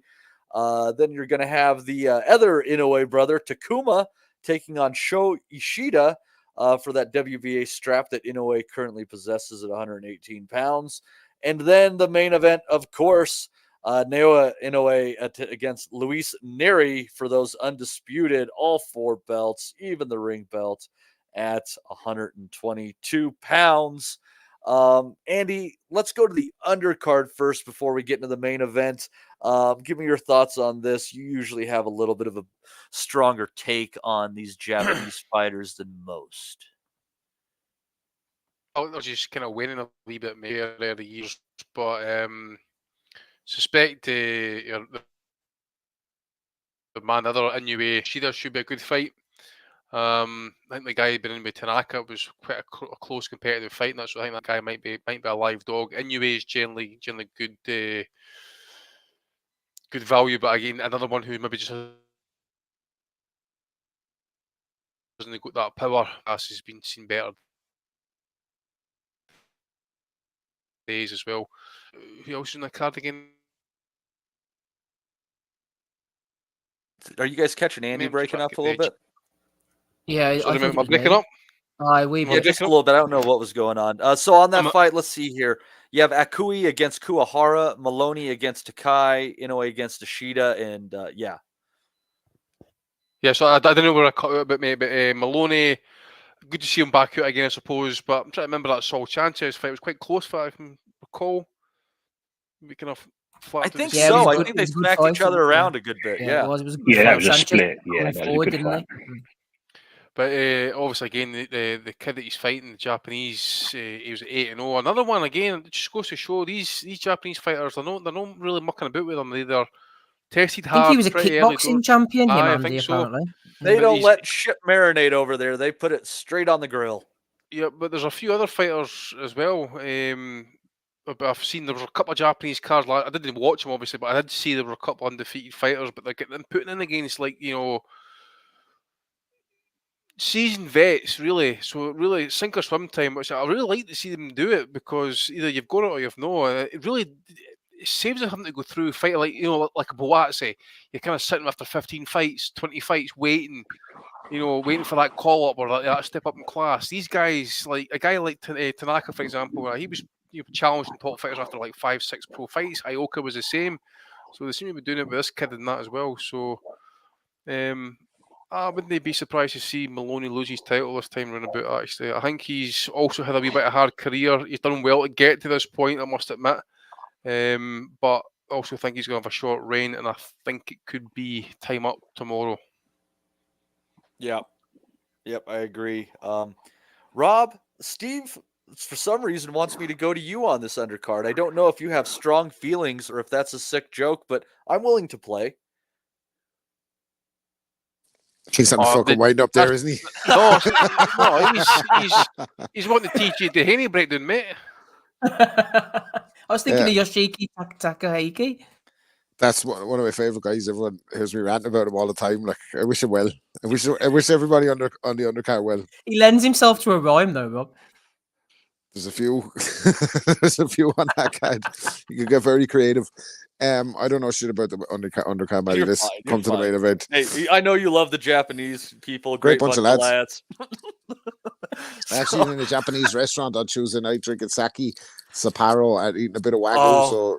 Oh, dude, that's such a dangerous combination, Rob. I have had some crazy nights after going out for Japanese and having sake, man. Yeah. I tell you what, it's good. I tell you what, some of these fighters on the undercard look like bloody dishes from a Japanese restaurant. You never know. Are they interchangeable with menu items? Could be. It could be a new topic. It could be a new topic for the next pandemic when we did WBC champion or serial killer. We can do Japanese dish or lad on the undercard. That was some quality shit. That was WBA though. It was WBA or serial killer, but that was some quality shit. Like Big Gabe, rest in peace. Yeah, Gabe. Possibly. God, who knows? If Gabe, if you're out there, knock 3 times. I just assume he's not very mobile. Anyhow, yeah. So it's interesting that many title fights on that undercard. That is some good fodder from Japan. But let's get into the main event. Inoue taking on Luis Neri. Neri is a puncher. Neri is clever. But we have seen former drug cheat also. Yep, correct. Well-known drug cheat, first place medal. But we have seen him bombed out of there by Brandon Figueroa, who is a much larger man. But Des, I mean, I think this fight could actually be entertaining. I think the over-under is 6.5 or 7.5, and I think it could go over. I think Neri's going to land his shots. There could be some moments in here, but I just don't think that this is the guy to bring down the monster. No, I agree with you. I think a lot of this depends on how Neri starts. I think he's got to be very proactive. He's got to be aggressive, and he's got to set his stall out with Inoue. Now that can go one or two ways. Of course, it can. because we're dealing with a generational great with Inoue. If Fulton couldn't beat him, Tapales couldn't beat him. In fact, those guys were outclassed by Inoue. I can't see Neri putting a dent in him, to be honest. But if I was to play devil's advocate, I would say Neri has to start fast. He has to land his shots. He's a big puncher at the weight. But then again, you're going to put yourself in the mix with the biggest puncher in boxing, pound for pound. I'm sorry, Matt. I mean, I can't. I'm trying really hard to find the case for Neri, but I just can't. I think Inoue is the best fighter in boxing at the moment. I think he's a generational great. Let me make this case. The fighters recently who went the longest distance with Inoue was Paul Butler, who did a lot of perimeter walking. He did a lot of negative, but he was able to stay alive. We've seen Nery do the same thing, but he has those really hard single shot punches that he is able to counter you with. So if Butler was able to do some surviving along the ropes, Nery might be able to touch Inoue from the ropes. I don't know. That'd be my case. So if Nery can Butler done nothing survive in that fight, mate. He ran the whole fucking fight. Yeah, I know. Like, so if Neri can, yeah, you're right, Andy. I think there's no way Neri can do what Paul Butler done. There ain't many boxers who are going to do that. I mean, that was a strange set. That was a strange approach from Butler. I understand how far he got in the fight, and I understand that he nearly got away with a point loss, but I just can't see. He still got knocked out, didn't he? Like, he still got stopped. I can't. I think Fulton beats Neri. I think Tapales beats Neri. I just can't see how Neri can beat Inoue. But I understand there's people have come up to me and said, "Do you think he's got a chance?" Of course he has, but I think Inoue, and we'll talk about him after as well. I think he's an absolute generational great. He's going to go down in history, and we're going to talk about him for the next 50 years. He's the best small man that's ever done it, and I just don't think Neri's got any chance at all about Inoue. But I'd like to see Neri start fast. I'd like to see him sit his stall out. I'd like to see him try and land and be proactive. But I still don't think he wins. I think you're going to be hard-pressed to find anyone who thinks that Neri wins. Let's see. Matt, do you think you'll at least be competitive in spots? I mean, I think Neri will come to win. Look, Neri's a lot of things. He's a fucking arsehole. He's a drugs cheat. But he is, in his own way. That was very Tyson-esque there. I'm a so father. I'm a convicted rapist. I'm anything. It's the Del Boy comments you need, mate. It's the Del Boy comments you need, mate. But it's coming in like coaches, are fucking asshole. Hope you fucking die. I hope you fucking die. But yeah, I mean, all you have to do is see that fight against Sober Nation to know that he's a good fighter. I mean, yeah, I think Inoue carries a lot of spite in this fight. I don't think Neri's very well liked over in Japan at all. And I seem to remember a comment from Inoue where essentially he's saying that this is actually a personal one for him, that he actually wants to get one over Neri. So I can't see this going any other way than Neri getting put on a different planet. You know, Neri lost to Brandon Figueroa, who I've just spent, quite a few minutes on this pod criticizing quite a bit. Not because I think Figueroa's a bad fighter, but because, there are holes there. Inoue is quite possibly pound for pound, at least pound for pound top 3, if not pound for pound greatest in the world. He is going to fucking run through Neri. I just can't see another outcome other than an Inoue stoppage. We can say all the things we like. He has to start fast. He has to, he has to gain Inoue's respect early. But it's easy for us to say that. But actually implementing it is a completely different thing. How many fighters have we seen try to start fast against Inoue? How many fighters have we seen try to gain Inoue's respect early? I would argue the majority of the people he's faced has tried to do that. Every single one of them has failed. The only one who kind of did it and did it in a meaningful way, I think, was Donaire. But Donaire was by far one of the hardest punchers ever in that division.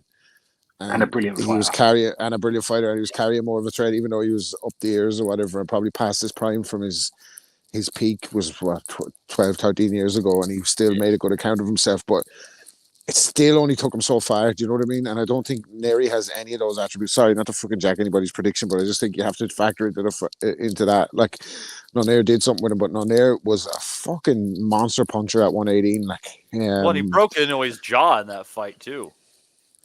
Exactly. But also, as well, Donaire was lucky not to get stopped in that one. He was really lucky. I mean, I remember the fight vividly. Donaire was double lucky not to get stopped. And then Inoue done what great fighters do. He put everything to bed in the return. So I'm not quite sure. I think Inoue's experienced that now. I'm not quite sure Neri can catch him the way Donaire catched him in the first one. No, I don't think that Neri has it. It's just the only person I could think who kind of stood in the fire with Inoue and had some strong moments in there. Like I said, he broke his freaking jaw in there. But I mean, but on that note, Steve, we know that Inoue has seen a fight through, knocked his opponent down after getting his jaw broke. I mean, in all the attributes this guy has, he's also pretty goddamn tough. He is. And I liked against Fulton the way he was doing the showboating and all as well. He's not afraid to mix it up and sort of show the Americans what they're missing. I wonder how Nery will start off. I've heard people saying he's going to start off fast, others saying he's going to start off slow. I suppose it's going to have to be one or the other. We've seen him knock out Yamanaka before, and the lesser level of opponents, like that Saladar, he gets rid of them early, but he started slow as well in the past. Against Aaron Alameda, he started very slow. Hovhannissian, I think, knocked him down in the first or second round, but it wasn't counted, but it was a knockdown. And then Carlos Castro as well, he started quite slow against him, so I don't really know what to expect, but he's a mad bastard, Nery. I think he'll believe that he can win. He'll come and he'll try and put it on Inoue at some point in the fight. He will believe, and he can punch. And he has confidence in that punching ability. He was the same against Figueroa. He was doing okay, but there's the body shots that killed him against Figueroa, which I think will be his downfall here. The body shots are going to be the key. Inoue, we all know he loves to throw that left hand to the body, and Nery has struggled with those kind of shots in the past. I think he's going to absolutely tank him to the body. But if there's one sort of precursor, Matty, that we can all look to, what about the curse of the Tokyo Dome? The venue they're fighting at 34 years ago was the last time boxing was in. Buster Douglas beat Mike Tyson in this very venue. 34 years later, they're coming back for Lewis Nery to do a Buster Douglas. Interesting. It was all Bobby Brown's fault, apparently. Did you hear that? Did you hear that one? No. Bobby Brown said he was out the night before Buster Douglas and Tyson fought with Mike, telling him that he should go to bed. And Mike was like, "Nah, I'm gonna run through this guy. You joking me? This guy's a bum. He can't fight me." And Bobby said he seen him the next day and was like, "Oops." I don't think a night out with Bobby Brown is a good preparation for a fucking heavyweight contest. Let's put it that way. That's a good yarn. I hadn't heard that one, actually. Yeah, it's pretty good. Yeah, you should hear Bobby Brown telling it. Actually, I posted in the chat or whatever. It's good. It's good crack. Seen Bobby Brown at a nightclub in Dublin in 1999, and he was on one side of the room and his jaw was on the other side. Yeah, that's his prerogative. Hey, yo. Anyhow, let's see here. Andy, I think maybe you're the only one who hasn't gotten your share in on this. Yeah, so I'll keep it sweet, mate. All the dignity I can muster. It's not going to be sweet. Well, I can probably guarantee, mate, for all the dignity I can muster, I'll say fuck Lewis Nery. How he'll start? Probably think he'll start how he fought against Hovhannissian. I think he'll be on the move. He'll try and throw straight shots. As a southpaw, it might cause Inoue a wee bit of problems until he kind of maybe starts narrowing him down a little bit. I expect he'll be competitive for the first couple of rounds, but as he showed against Hovhannissian, and he's up in weight as well, the tank, and he was taking punishment as well against Hovhannissian, and he's fighting one of the elite fighters of the sport has to offer just now, who isn't just a good boxer, he's a legit boxer who can punch, and he can turn lights out. I think he'll probably knock him out. The latter half of the fight will go around about 8th round onwards. I think, as I say, Nery will be in the fight early doors, unless, as I say, Inoue possibly just picks him off. Well, like one of those rapier shots that he picked off Fulton, with just one of those devastating shots. Just a counter shot right out the blue. It's just so quick, so devastating that Nery's on his ass. Something along those lines, possibly. But well, yeah, with Neri, or excuse me, with Inoue as the puncher that he is, as sharp as he is, as hard as he hits, the openings that he finds, like, yeah, this fight could go 8 or 9, or it could be done in a minute. It could be, but that's why I think Nery will probably be on the move. He'll try and straight shots. You know, as I say, he'll try and skirt about the ring, but I don't think he'll be able to do it for the full 12 rounds. If he does, fair play to him, it's impressive, but I do think Inoue will get to him at some point. I just think the tank will just deplete. Body shots will be key, but as I say, I don't think it will. Of course, it will matter, but you could honestly see Inoue just switch it with one shot, possibly either head or body. He can do it if he wants to, or if he can basically land the shot. But I think Nery will certainly will be cagey, and probably will go a few rounds. I'll go maybe kind of mid to kind of like 8-round stoppage. Yeah, I think the over-unders I've been seeing are like 6.5 or 7.5, Andy. So you're right in that ballpark of what the greater bookmakers are thinking on that one, or the odds makers, excuse me. So yeah, we'll see as far as that goes. I'm looking forward to it. It's only a few hours away. After my time in Vegas, I'm going to get some sleep now, so I'll probably actually be up for it. So you were in Vegas last night, Matty? I was in Vegas at 5 o'clock this morning. Still, Rob. Were you at the fight or no? No, we didn't get tickets. We every time what a blast. We waited too damn long, and every time I was trying to get them, they got scooped. When I found a pair of tickets for a decent price, they got scooped up from underneath me. It's just a freaking folly of errors. But you know, Vegas can do that to you, baby. It can. Matty and Donnie, a folly of errors. Yeah.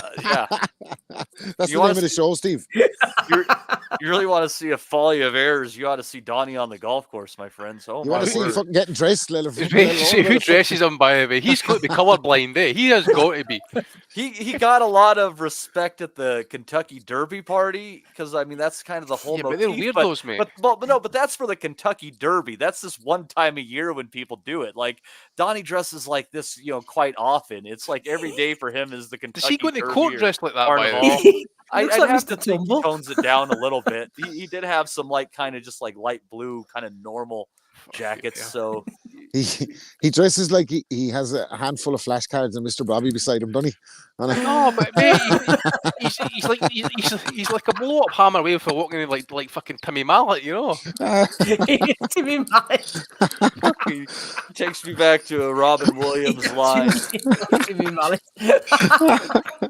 It takes me back to a Robin Williams line.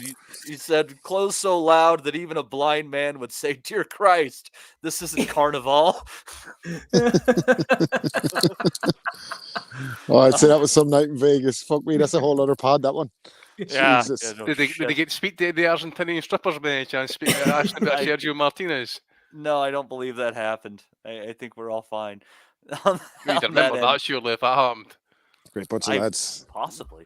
Argentinian strippers. But anyhow, chefs for $10 in your face.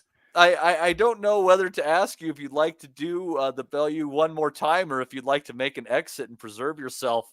I'll go on, fucking do it, Steve. I've got to do it, Matty. I'm going to leave it in your hands from next week, so we need to do it, man. You're going to do it one more time? Do it one more time. All right. For Liam. We've got Liam in the chat. He's asking for the Bellew of the week, so we did the Bellew of the week. Right, what are we on? 571. Who's still with us? Des is here, just about. Rob, Matt Butters, Matty, Andy, and me, Steve. Good, because all the listeners are on the panel now. We have everybody that listens to the show on the panel. Fucking amazing. We don't have to go through them anymore. Right, let's upset someone for the final time. Tim Boxeo has thrown something in for us. A Canadian heavyweight fight. It's all kicking off here. Hopefully this will be on the Zone or maybe Triller soon.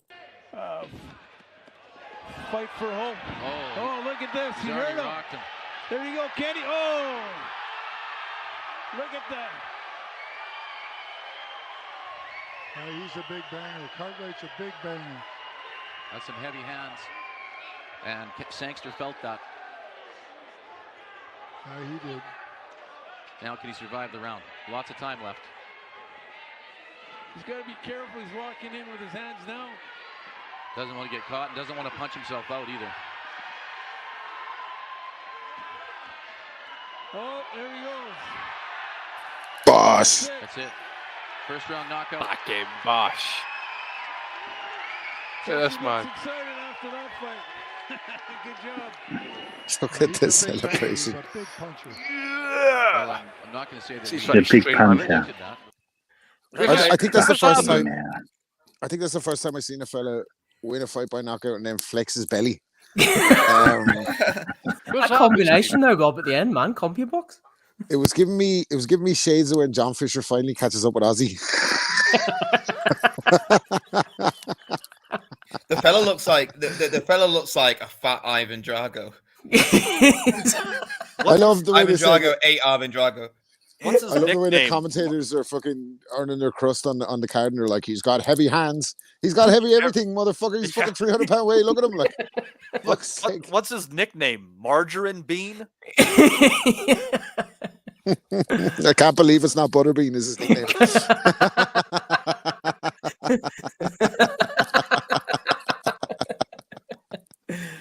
Oh dear. Anyway, let's move on quickly, shall we? Javonte, to more palatable matters. Clarissa Shields and Javonte Davis have been going back and forward at each other. Clarissa says, Tank just really don't like Dev and it shows. And Javonte says, I don't like you, Devin, and the rest of y'all. Now, what's up? And then Motion says, finally someone said it, because she real shady too.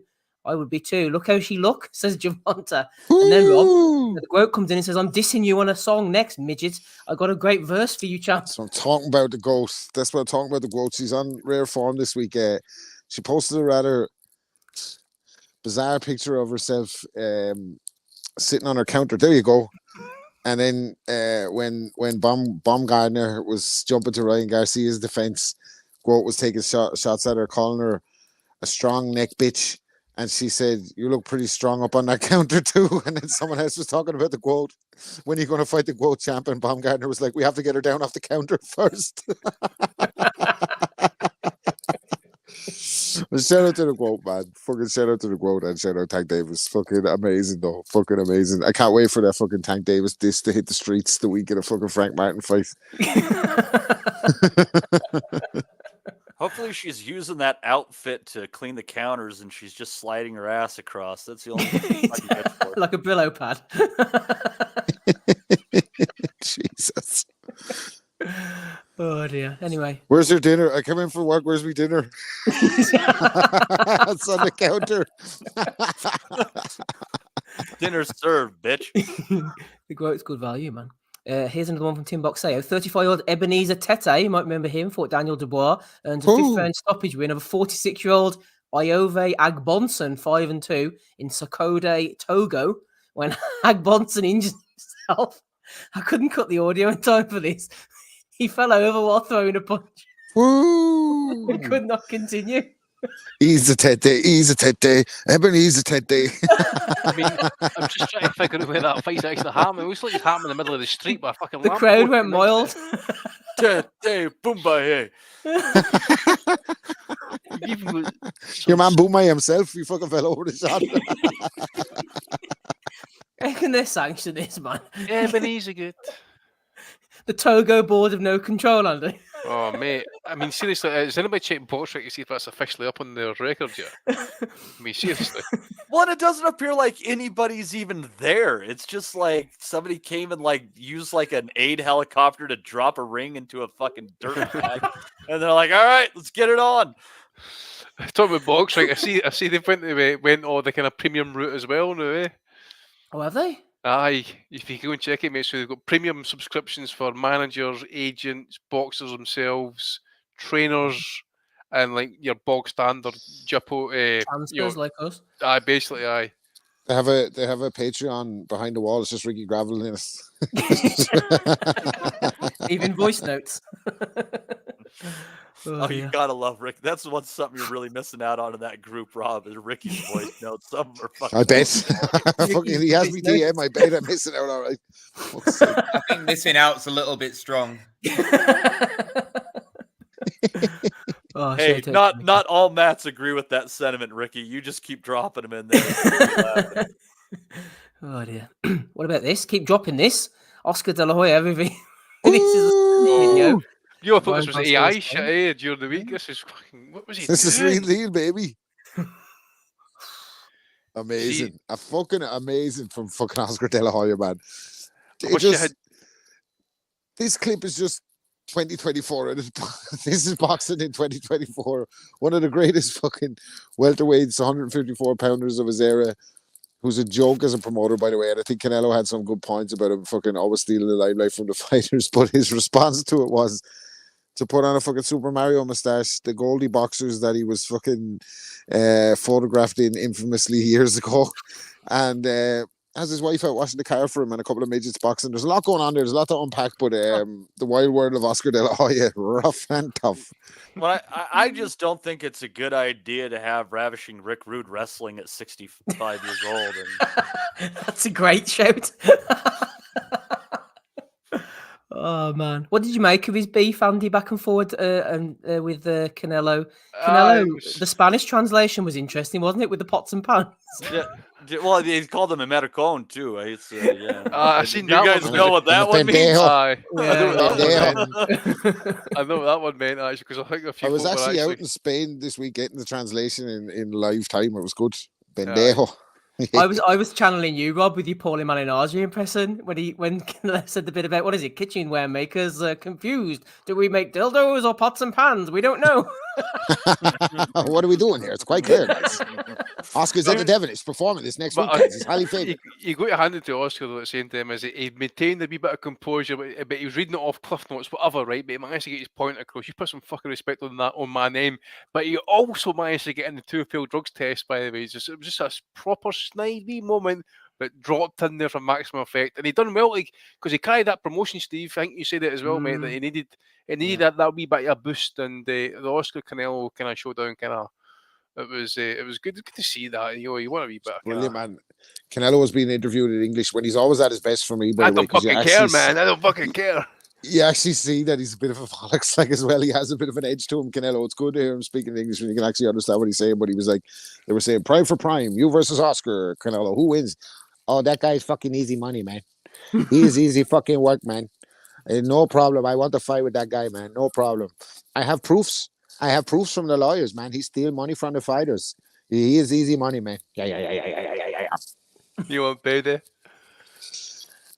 I liked the Spanish bit though, Andy, when he leaned over to the side and looked at Oscar. He said his whole bit about, it's going to be a great fight, all Mexican. And then he leans over and he goes, such and such and such, imbecile.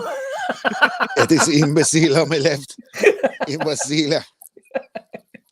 Brutalmente, and I stole that from Canelo. I just love that Canelo's English is getting much better, because the fact he can talk shit bilingual is fantastic. And the translation isn't always like great, like, you know, in his syntax and shit, but it's just pure fucking entertainment. I saw a good Instagram reel during the week, and it was like the silhouette of Canelo, like, and he's in the kitchen, and it's like when your toddler comes in and they tell you that they don't like what you're after cooking, and it's just like Canelo going, get the fuck out of here, man. Get the fuck out of here, because I'm going to fuck you up right now, motherfucker. Oh, good old Oscar. Yeah, Alicia Baumgardner and Ryan were going back and forward. I'm find out who paid who to create this lie, says Ryan. Now I'm a release everyone's shit. Time to expose the real snakes. And Baumgardner says, remember, you were quick to come for me. It doesn't feel good being accused. Good luck, though, Matty. Leave you with this. James 119. Well, hold on. Let's go to the old Google and Just see what God Google, says on this one. I see Vada, the letter that Vada sent out to him was dated the 1st of May. Ooh. So, let's see here. Would they have been told verbally before that? So I suppose he would have done. He would have been told that, listen, there's something coming in the post. Yeah. Your girl dropping some real bombs on him there. James 1:19 is, know this, my beloved brothers. Let every person be quick to hear, slow to speak, slow to anger.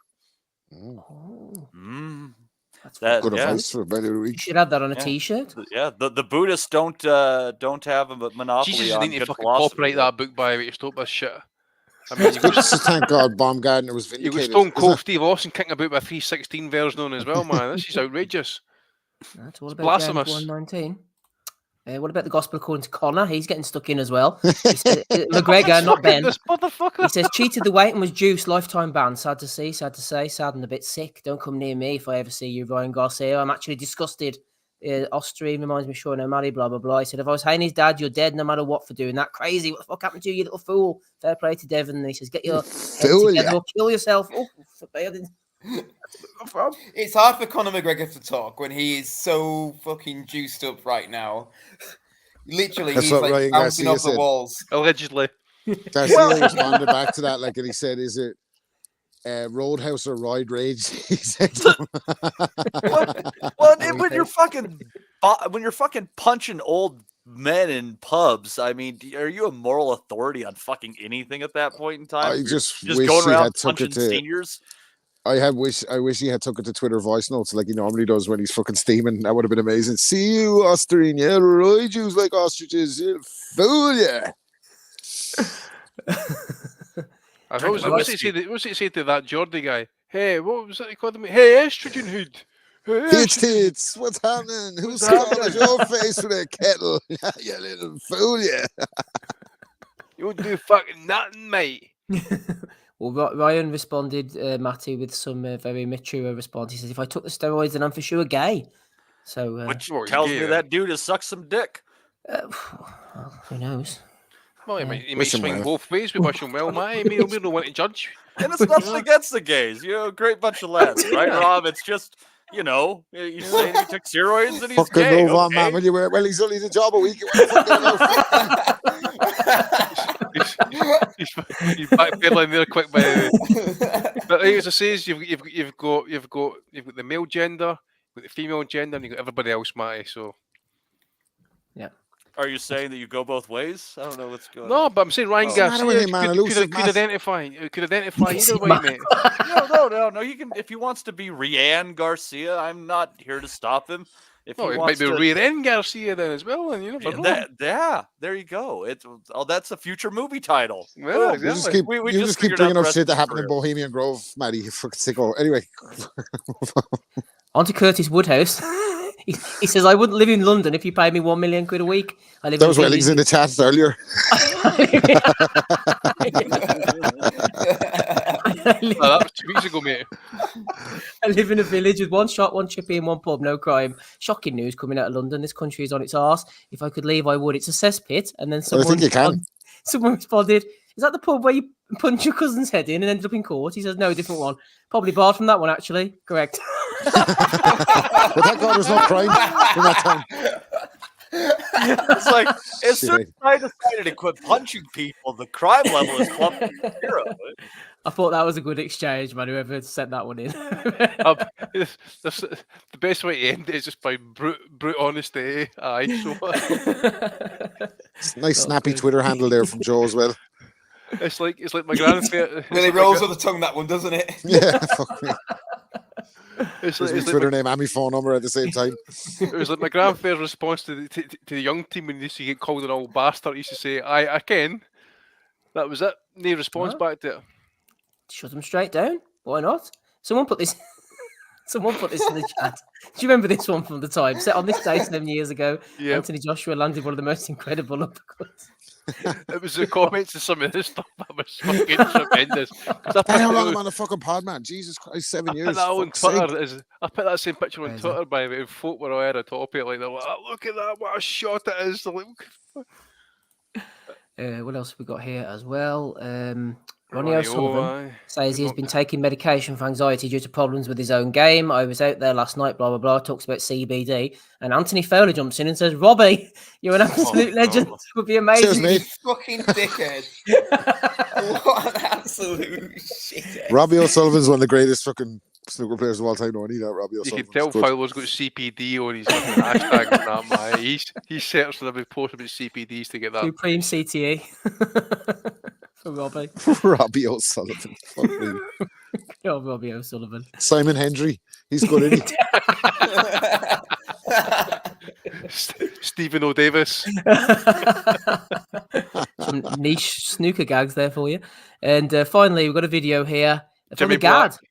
We haven't heard from him in a while. Let's move on to Fran Hennessy on June the 15th.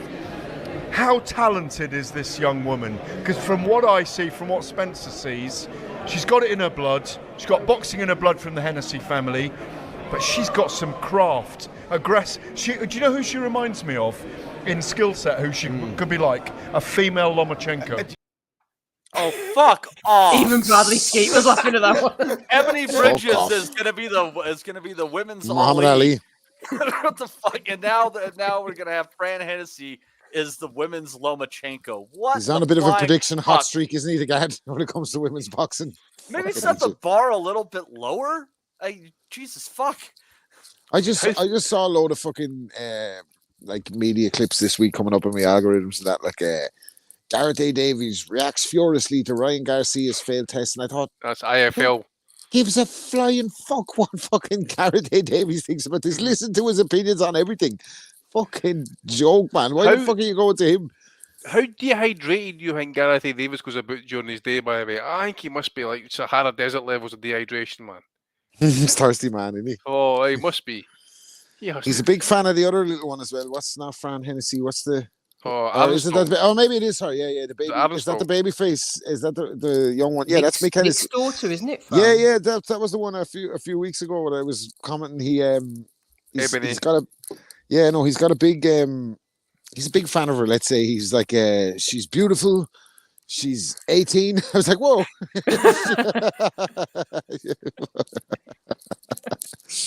Go on, Matty. She lives on a dark street. Yeah. I just don't know about. I just worry for the neighbors of Gad. That's just me. I don't know. Oh dear. Right, final one, Andy. Yeah. What would Lomachenko think if you heard that? Imagine, I can actually see him on Fight Week saying that to fucking Lomachenko. By the way, it's a young girl. She's big fat mixed granddaughter, her daughter. Look at this. Realmente. Hi. I wish you could play this, mate. Honest to God. So, I'm try and get the clip for myself here. Here it's here. So basically, after the fight gets stopped, the guy just walks right out of the ring and just starts fucking volleying the guy in the face with fucking punches and that. Wee bit of disagreement. Your guy in red didn't get down too well, did he? Yeah, the IBO Mediterranean title was on the line, though, Andy. It's such a prestigious title. It's a shame that went down. Bound to get the blood pumping, isn't it? But mate, as well as it's a Mediterranean title, and in that well-known Mediterranean country of Germany, you know. The heat must have got to the two of them. That's when you get a flight to the Mediterranean with Ryanair. They just fucking drop you off in Germany. You have to make your way on a shuttle bus to fucking the Mediterranean. Drop you off in Rhineland-Pfalz. Mate, if you're flying the Mediterranean these days, it's either Saga Airways with Grab a Granny or it's some fucking... Stop, man. Stop. I was on one of them flights before. Or it's the other flights with the slags on them, man. Fucking Jesus Christ. Oh, my God. We done one of them out of Dublin one time. Oh, for fuck's sake. Man. Lads. Well, you think they were lassies or lads anyway. Great bunch of gads. Right, what else have we got then? Anything from you, Andy?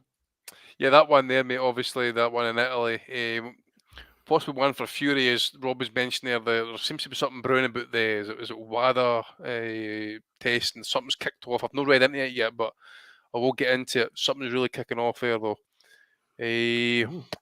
What was it you mentioned, Rob, about Fury again? They were talking about revisiting that wild boar case or the explanation that he'd used behind it or something like that. No, I was just referencing that generally towards like the state of the sport when you break it down and you look at guys who are either not enrolled in the fucking clean boxing program with WBC and are WBC champions, or have popped out, or have had fucking suspicious allegations, or are working with Victor Conte. That seems to be the only fucking criteria for active fighters at the top level. His name is cropping up again. Another one for Garcia it was like the herbs. He tried to blame the herbs for the Osterdean findings. They've had to come out. Obviously, I mean, that's a fucking business, man. They've obviously got to come out. They're probably going to get the lawyers involved now as well, possibly. The whole shit show, mate. So I think Garcia, mate, probably has to take it for me this week, mate. Just too solid, mate. Double down. When you get Rachel Denier, who really knows the VADA protocols really pretty well, because Nonito was one of the very first fighters to enroll in the VADA program, so they know the ins and outs of it. So when you actually get her calling you and basically detailing it, saying that you're talking bullshit, then you're basically fucking talking bullshit. So don't double down. Just back down. Back down. And just going back to this, Andy, as well, I must say I enjoyed the commentary team. It was on DAZN. I don't know who they were, but you know the way sometimes commentators like take a holier than thou attitude. These two were proper enjoying what was going on. It reminded me of the old Riddick Bowe against Elijah Tillery, and Barry Tompkins going, "We got kickboxing going on right here." The commentators are loving it, man. See, once we get off this call, I'm actually going to go and look for the card actually, see if I can find the fight and download it. So yeah, fair play to them. It was good stuff. Matty, anything from you? How could I not dominate me and Donnie for going to Vegas and not even getting tickets to the fight? What the fuck? Yeah. Dominate, he said, instead of nominate. What's going on there, really, in statement analysis territory? You know what I mean?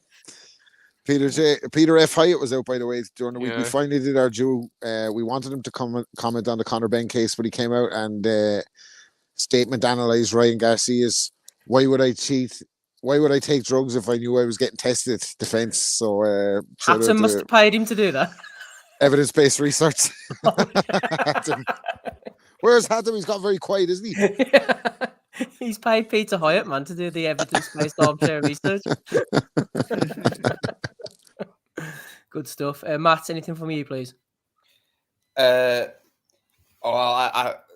Matty's already stolen it. I was going to nominate him and Donnie for going all the way to Las Vegas to see a fight, only to just completely miss the fight and then come home at 5 a.m. in the morning. Dude, I'm not against self-deprecating humor. I'm always willing to take the shots myself. It was fucking ridiculous. It was Yeah, I done that once as well. I went to go see Carol Frampton, whose fucking opponent fell and slipped in the shower, smashed his teeth. I'll let you off with that one, though, Andrew. The whole card got cancelled. That's right. I ended up with alcohol poisoning as a direct result of that. Mm-hmm. What'd you say, man? Outside of that, the only other nomination, the judges in the Eric Bazinian Shaquille Finn fight. Yes. I don't know how you can get 96-94 to Woodburn. To Bazinian. It just doesn't happen. No, I agree with that one. Right, let's go through them in quickly. Then we had Tim Boxeo with the heavyweights. We had the guard talking about Fran Hennessy, and then we went on to our pictures. We had Javonta beefing with Clarissa. She jumped on the tabletop as a result. We had the heavyweights over in Togo. We had Oscar releasing his spoof video. We had Roy going back and forward with Baumgardner. We had Conor McGregor jumping in. Roy himself. We had a good exchange with Curtis Woodhouse and Joe 02814943. We had the boxing full fights and Tim Boxeo again from Andy there with the IBO Mediterranean title and Robbie O'Sullivan, snooker legend. Who are you going for this week, Andy? Going to be Ryan Garcia, mate. One for Ryan Garcia from Andy. Who are you going for, Matty? Curtis Woodhouse. That exchange is freaking brilliant. Me too. That's 2 for Woodhouse. I thought that was good as well. Not afraid to take the shots like Matty himself. Matt Butters, who are you going for? Yeah, I'm sorry, guys. I've got to go for Woodhouse as well. That's just such a... It's just such a classic response. I get kicked out. Correct. I just love the honesty in the last bit. Correct. Not even denying it. Not denying it at all. Rob, who are you going for? I'm not sure. Honourable mention to Tank, by the way, who I forgot to mention, who called Eddie Hearn a snake in a suit on the Canelo press conference run, which was pretty good. Top guy. He's dishing it out to everybody this week, Tank, with a pay-per-view coming up. But yeah, Curtis Woodhouse is pretty good. Gad's one's pretty scary. Yes. Terrified of that one. He's an odd little What man. other ones do we have? We had Go Out Up on the Counter was pretty good as well. Like, if it helps you, Rob, the 3 of us have gone for Curtis, so it's completely irrelevant what you choose. But don't let me stop you. He's a big Rangers fan, isn't he? Curtis, is he? Yeah, big Rangers fan, isn't he? Curtis Woodhouse. Okay, we've got 4 for him then. He's a fucking blade, isn't he? He's a Sheffield United fan, is he, know? I thought he's a big Rangers fan. Well, I'm going for him in the hope that he's a big Rangers fan. Yeah, they're the worst kind of people, Rob. Yeah, Woodhouse for me. Good Not fucking Anna Woolhouse. No, not Anna Curtis Woodhouse. Curtis Woodhouse. Congratulations, Curtis. You're the Belly of the Week winner for episode 571. No doubt somebody will let him know. We had a super chatter, didn't we? Who was it? Let me see. It was Damo, Captain Casual. Yeah, Captain Casual, Damo. Yeah, I was getting confused. Sorry, we had the super chatter. We also had a Patreon person, James Kerry, who joined us this week. So shout out to him. And Marcin, I think I mentioned him last week. Might as well mention him 2 weeks in a row. Why not? And he's another American. I think we might have 3 in there now or something. Oh my gosh, they're taking over. Fucking Not happy about that. Yeah. Anyway, thanks, Matty. Back to you. Hey, thank you, Steve. I appreciate you doing that again. And I would also like to thank the big panel that came on today to discuss these fights. I tried for 2 hours and we still made it 3. Damn. But Dez, Dominic, Rob Kelly, Matt Butters, Andy Patterson, and the online editor for Boxing News, Mr. Steve Wellington. Thank you all for coming on and joining us today. We will be back next week to go over all of the stuff that we have previewed this week, as well as give a preview of the I believe that would be Tyson Fury, Alexander Usyk. I think we're there, gentlemen. I think we're there. So looking forward to that. Going to be a good week ahead. Lots of different action from lots of different countries. I'll be waking up early. You guys have some noon action, a different kind of nooner this time with Luis Nery against Inoue. So you folks enjoy that, and we will catch you next week on the Boxing Asylum Nuthouse. We'll never forget. I think that's good at me. Go to and move! We want to be honest, yeah? Crying like a little bitch. I've never met a fucking Sri that can fight me. I fell asleep. I fell asleep. You're a fucking bum, you're a fucking asshole. Rumpo fucking Steltskin. But allegedly, Oscar Rivas has failed a test. 7-year aim. 7-year aim. I will fucking smash fucking you. I hope you fucking die. Be safe. I love Boxing Asylum. It's as simple as that.